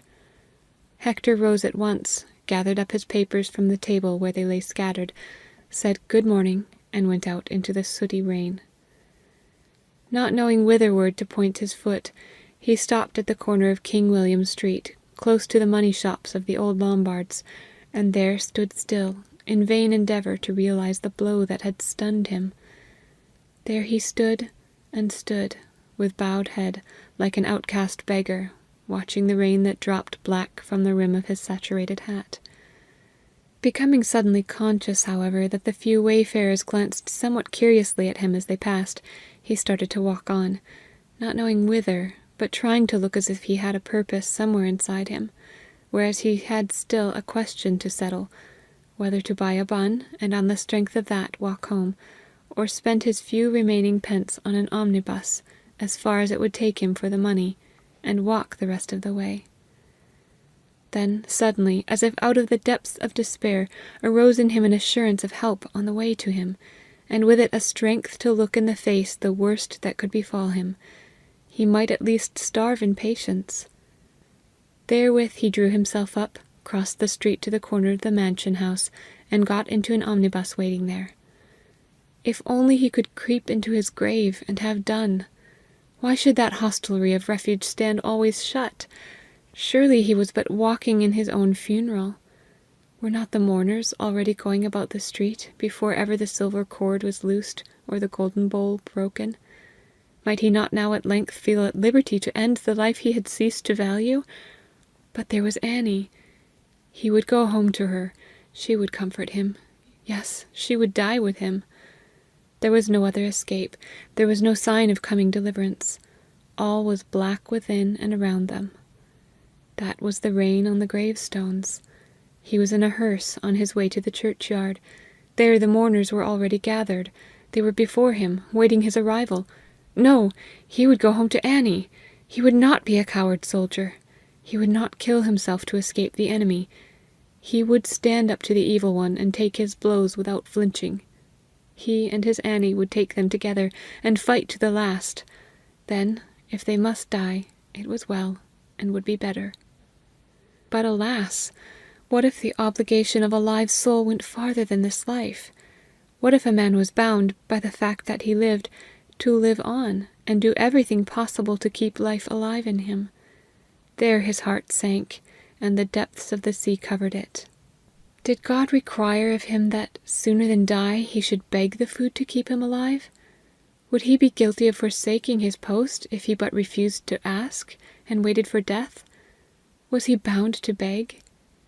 If he was, he must begin at once by refusing to accept the smallest credit. To all they must tell the truth of their circumstances, and refuse aught but charity. But was there not something he could try before begging? He had had a good education, had both knowledge and the power of imparting it. This was still worth money in the world's market, and doubtless therein his friend could do something for him. Therewithal his new dread was gone. One possibility was yet left him in store. To his wife he must go and talk the thing over with her. He had still, he believed, 3 pence in his pocket to pay for the omnibus. It began to move, and then first, waking up, he saw that he had seated himself between a poor woman and a little girl, evidently her daughter. "I'm very sorry to incommode you, ma'am," he said apologetically to the white-faced woman, whose little tartan shawl scarcely covered her shoulders, painfully conscious of his dripping condition as he took off his hat and laid it on the floor between his equally soaking feet. But instead of moving away from him to a drier position beyond, the woman, with a feeble smile, moved closer up to him, saying to her daughter on his other side, "Sit closer to the gentleman, Jessie, and help to keep him warm. She's quite clean, sir," she added. "We have plenty of water in our place, and I gave her a bath myself this morning, because we were going to the hospital to see my husband. He had a bad accident yesterday, but thank God, not so bad as it might have been. I'm afraid you're feeling very cold, sir," she added, for Hector had just given an involuntary shiver. "My husband, he's a bricklayer," she went on. "He has been in good work, and I have a few shillings in hand, thank God. Times are sure to mend, for they seldom turns out so bad as they looks." Involuntarily Hector's hand moved to his trouser pocket, but dropped by his side as he remembered the fare. She saw his movement, and broke into a sad little laugh. "Don't mistake me, sir," she resumed. "I told you true when I said I wasn't without money, and before the pinch comes, wages, I dare say, will show their colour again. Besides, our week's rent is paid, and he's in good quarters, poor fellow, though with a bad pain to keep him company, I'm afraid." "Where do you live?" asked Hector. "But," he went on, "why should I ask? I am as poor as you. Poorer, perhaps, for I have no trade to fall back upon. But I have a good wife like you, and I don't doubt she'll think of something." "Trust to that, sir. A good woman, like I'm sure she is, will be sure to think of many a thing before she'll give in. My husband, he was brought up to religion, and he always says there's one as knows and don't forget." But now the omnibus had reached the spot where Hector must leave it. He got up, fumbling for his threepenny piece, but failed to find it. "Don't forget your hat, sir. It'll come all right when it's dry," said the woman, as she handed it to him. But he stood, the conductor waiting, and seemed unable to take it from her. He could not find the little coin. "There, there, sir," interposed the woman, as she made haste and handed him 3 coppers. "I have plenty for both of us, and wish for your sake it was 100 times as much. Take it, sir," she insisted, while Hector yet hesitated and fumbled. "You won't refuse such a small service from another of God's creatures? I mean it well." But the conductor, apparently affected with the same generosity, pushed back the woman's hand, saying, "No, no, ma'am, thank you. That gentleman'll pay me another day." Hector pulled out an old silver watch and offered it. "I cannot be so sure about that," he said. "Better take this. It's of little use to me now." "I'll be damned if I do," cried the conductor fiercely, and down he jumped, and stood ready to help Hector from the omnibus. But his kindness was more than Hector could stand. He walked away, unable to thank him. "I wonder now," muttered the conductor to himself when Hector was gone, "if that was a put-up job between him and the woman. I don't think so. Anyhow, it's no great loss to anybody. I won't put it down. The company'll have to cover that." Hector turned down a street that led westward, drying his eyes, and winking hard to make them swallow the tears which sought to hide from him a spectacle that was calling aloud to be seen. For lo, the street end was filled with the glory of a magnificent rainbow. All across its opening stretched and stood the wide arch of a wonderful rainbow. Hector could not see the sun, he saw only what it was making, and the old story came back to him, how the men of ancient time took the heavenly bow for a promise that there should no more be such a flood as again to destroy the world, and therefore even now the poets called the rainbow the bow of hope. Nor even in these days of question and unbelief is it a matter of wonder that, at sight of the harmony of blended and mingling, yet always individual and never confused colours, and notwithstanding his knowledge of optics, and of how the supreme unity of the light was discerned into its decreed chord, the imaginative faith of the troubled poet should so work in him as to lift his head for a moment above the waters of that other flood that threatened to overwhelm his microcosm, and the bow should seem to him a new promise, given to him then and individually, of the faithfulness of an unseen power of whom he had been assured, by one whom he dared not doubt, that he numbered the very hairs of his head. Once more his spirit rose upon the wave of a hope which he could neither logically justify nor dare to refuse, for hope is hope, whencesoever it spring, and needs no justification of its self-existence, or of its sudden marvellous birth. The very hope was in itself enough for itself. And now he was near his home, his Annie was waiting for him, and in another instant his misery would be shared and comforted by her. He was walking toward the wonder sign in the heavens, but even as he walked with it in full view, he saw it gradually fade and dissolve into the sky until not a thread of its loveliness remained to show where it had spanned the infinite with its promise of good. And yet, was not the sky itself a better thing, and the promise of a yet greater good? He must walk onward yet, in tireless hope, and the resolve itself endured, or fading, revived, and came again, and ever yet again. For ere he had passed the few yards that lay between him and Annie, yet another wonder befell. As if the rainbow had condensed and taken shape as it melted away, there on the pathway, in the thickening twilight of the swift descending November night, stood a creature, surely not of the night, but rather of the early morn, a lovely little child, whether wandered from the open door of some neighbouring house, or left by the vanished rainbow, how was he to tell? Endeavouring afterward to recall every point of her appearance, he could remember nothing of her feet, or even of the frock she wore.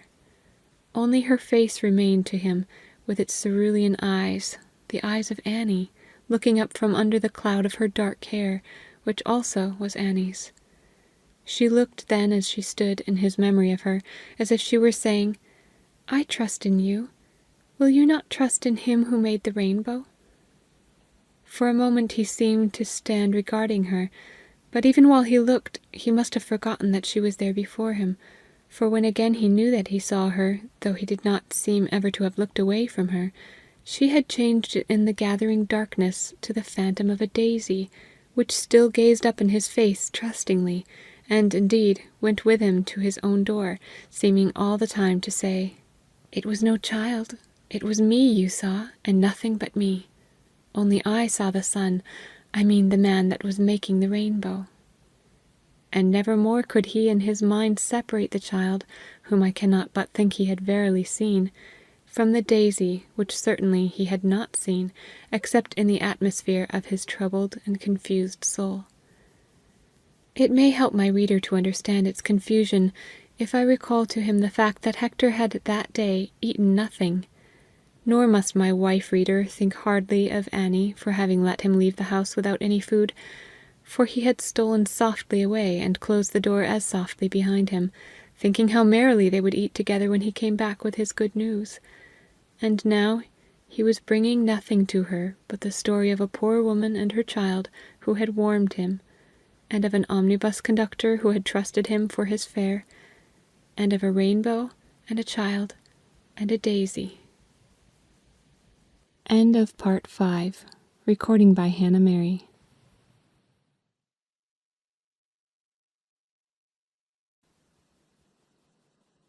"Oh, you naughty, naughty dear!" cried Annie, as she threw herself into his arms, rejoicing. But at sight of his worn and pallid face, the smile faded from hers, and she thought, "What can have befallen him?" His lip quivered, and seeking with a watery smile to reassure her, he gave way and burst into tears. Unmanly of him, no doubt, but what is a man to do when he cannot help it? And where is a man to weep, if not on his wife's bosom?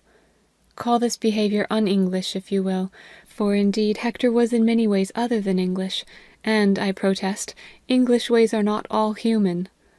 But I will not allow that it manifested any weakness, or necessarily involved shame to him, the best of men and the strongest, yea, the one man whose soul harboured not an atom of self-pity, upon one occasion wept, I think because he could not persuade the women whom he loved and would fain console, to take comfort in his father.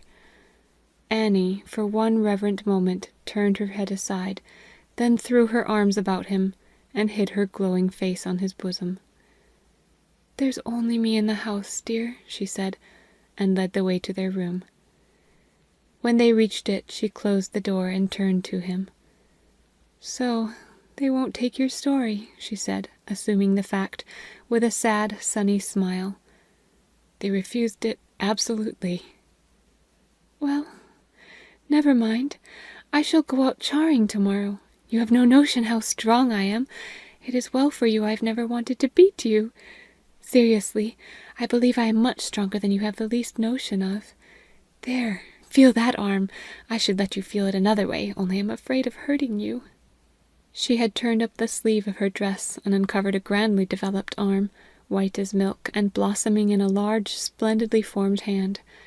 Then playfully, but oh, so tenderly, with the under and softest part of her arm, she fondled his face, rubbing it over first one, then the other cheek, and ended with both arms round his neck, her hands folding his head to her bosom.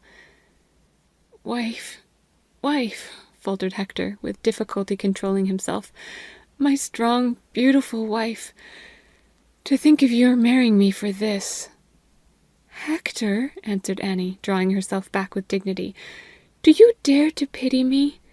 That would be to insult me, as if I was not fit to be your wife when doing everything for my mother. There are thousands of Scotch girls that would only be proud to take my place, poor as you are, and you couldn't be much poorer, and serve you without being your wife, as I have the honor and pride to be. But, my blessed man, I do believe you have eaten nothing to-day, and here am I fancying myself your wife and letting you stand there empty, instead of bestirring myself to get you some supper. What a shame! Why, you are actually dying with hunger," she cried, searching his face with pitiful eyes. "On the contrary, I am not in the least hungry," protested Hector. "Then you must be hungry at once, sir. I will go and bring you something the very sight of which will make you hungry." "But you have no money, Annie, and not being able to pay, we must go without. Come, we will go to bed." "Yes, I am ready. I had a good breakfast, but you have had nothing all day. And for money, do you know Miss Hamper, the dressmaker, actually offered to lend me a shilling, and I took it.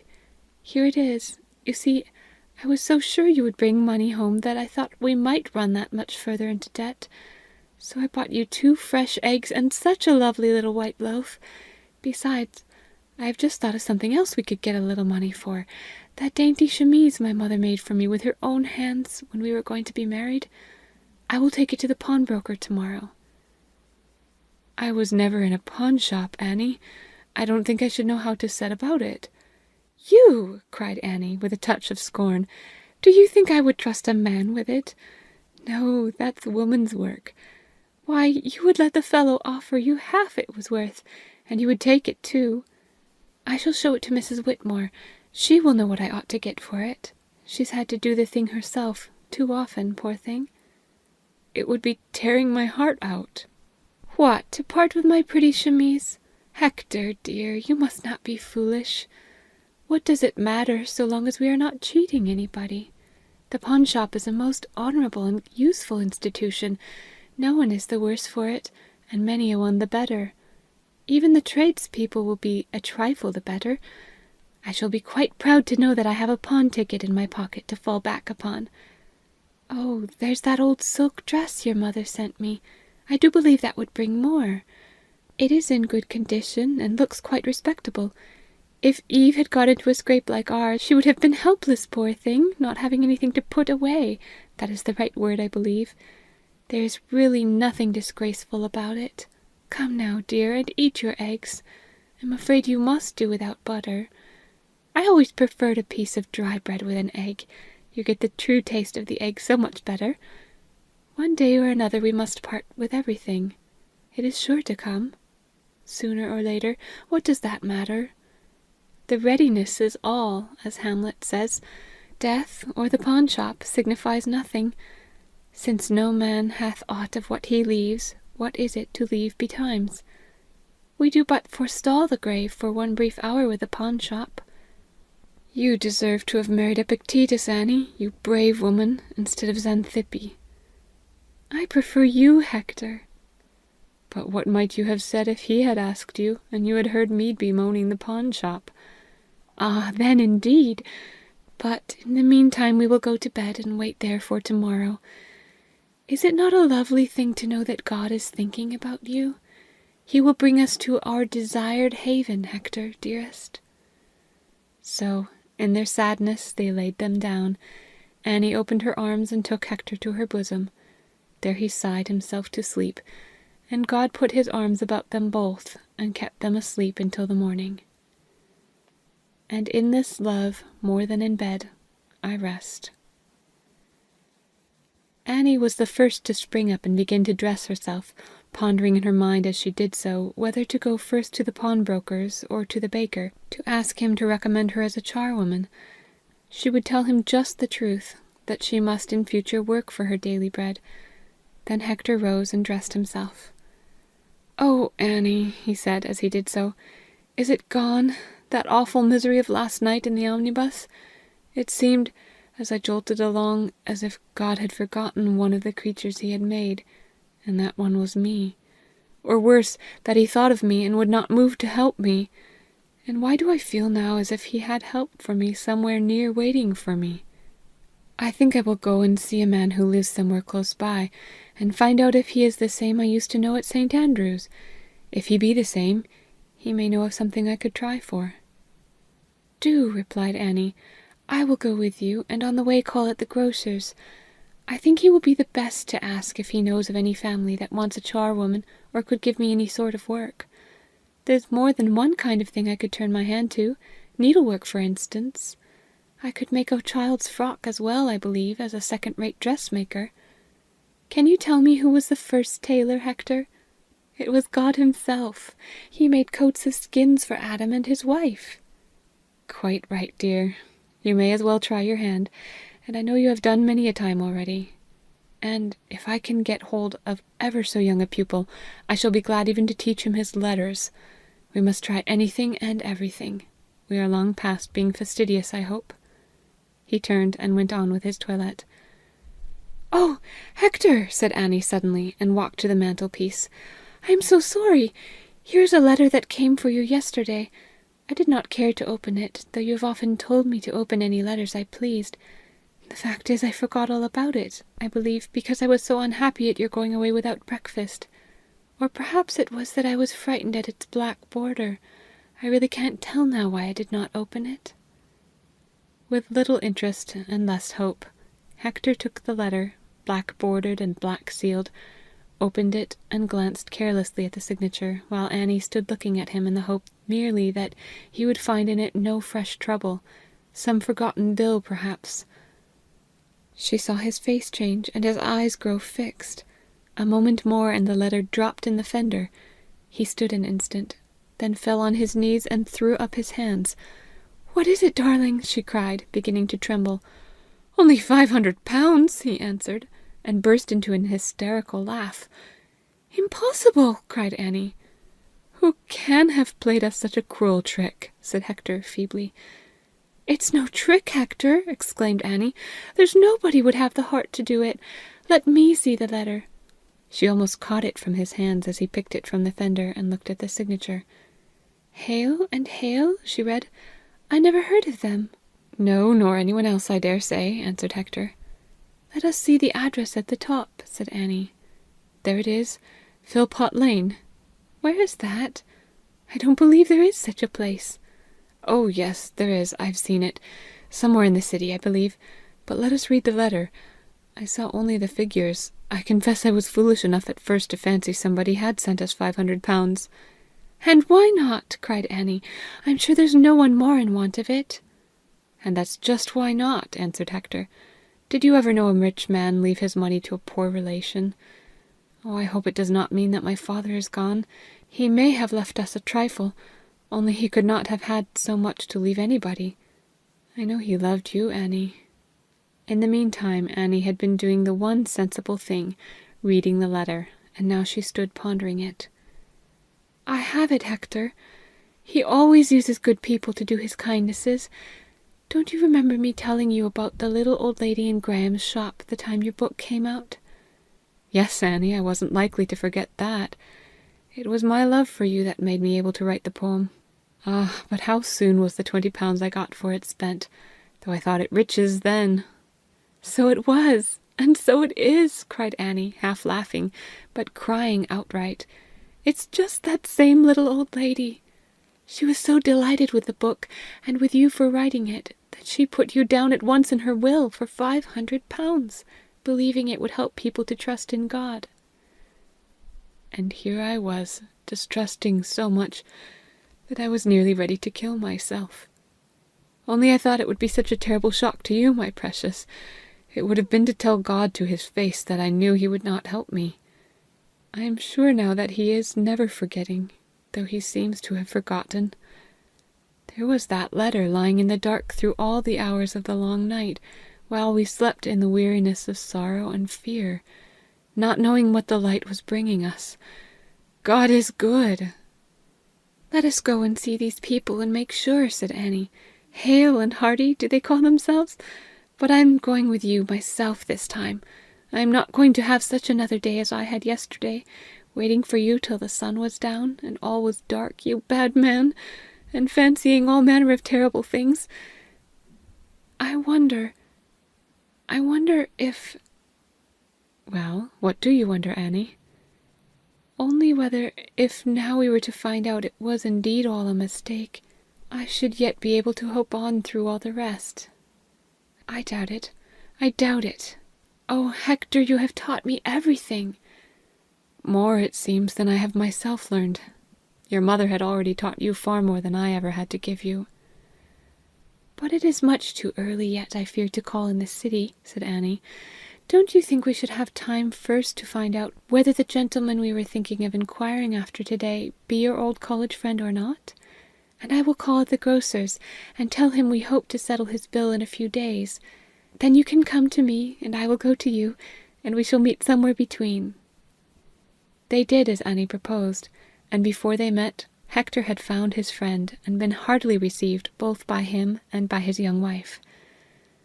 When at length they reached Philpot Lane, and were seated in an outer room waiting for admission, Annie said, Surely, if rich people knew how some they do not know need their help, they would be a little more eager to feather their wings ere they fly aloft by making friends with the mammon of unrighteousness. Don't you think it may be sometimes that they are afraid of doing harm with their money? I am afraid it is more that they never think what our Lord meant when he said the words. But oh, Annie, is it a bad sign of me that the very possibility of this money could make me so happy? They were admitted at length, and kindly received by a grey-haired old man, who warned them not to fancy so much money would last them very long. Indeed, sir, answered Annie, the best thing we expect from it is that it will put my husband in good heart to begin another book. Oh, your husband writes books, does he? Then I begin to understand my late client's will. It is just like her, said the old gentleman. Had you known her long? I never once saw her, said Hector. But I did, said Annie, and I heard her say how delighted she was with his first book. Please, sir, she added, will it be long before you can let us have the money? You shall have it by and by, answered the lawyer, all in good time.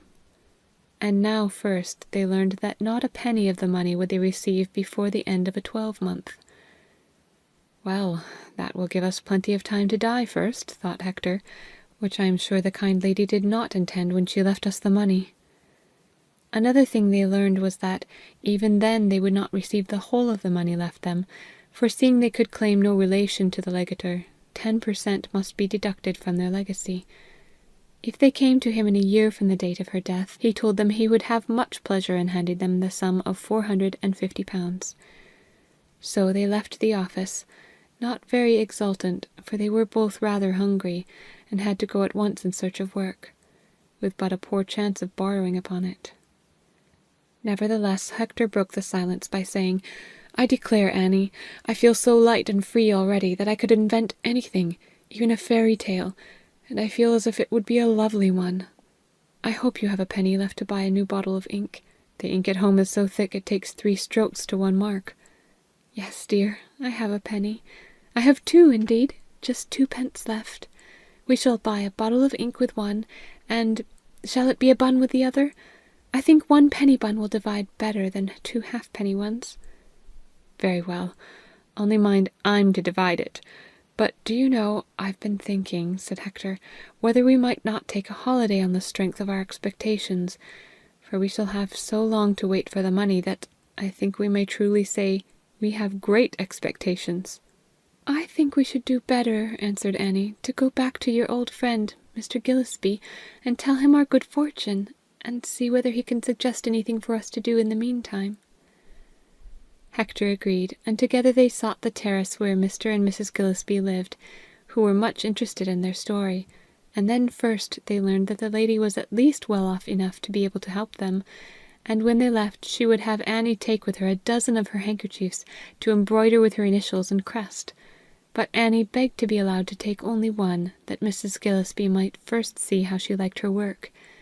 "For then, you see," she said to her husband as they went home, "I shall be able to take it back to her this very evening, and ask her for the half-crown she offered me for doing it, which I should not have had the face to do with 11 more of them still in my possession. I have no doubt of her being satisfied with my work, and in a week I shall have finished the half of them, and we shall be getting on swimmingly." Throughout the winter Hector wrote steadily every night, and every night Annie sat by his side and embroidered, though her embroidery was not all for other people. Many a time in after years did their thoughts go back to that period as the type of happy life they were having together. The next time Hector went to see Mr. Gillespie, that gentleman suggested that he should give a course of lectures to ladies upon English poetry, beginning with the Anglo-Saxon poets, of whom Gillespie said he knew nothing, but would be glad to learn a great deal. He knew also, he said, some ladies in the neighbourhood, willing to pay a guinea each for a course of, say, 6 such lectures. They would not cost Hector much time to prepare, and would at once bring in a little money. Coleridge himself, he suggested, had done that kind of thing. "Yes," said Hector, "but he was Coleridge. I have nothing to say worth saying." "Leave your hearers to judge of that," returned Gillespie. "Do your best, and take your chance. I promise you 2 pupils at least not over-critical, my wife and myself.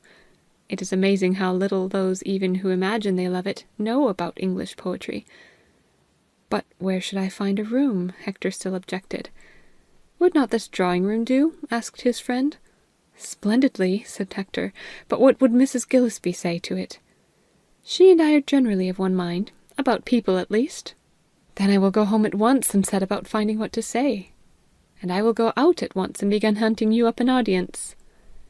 Gillespie succeeded even better than he had anticipated, and there was at the first lecture a very fair gathering indeed. When it was over, the one that knew most of the subject was the young lecturer's wife.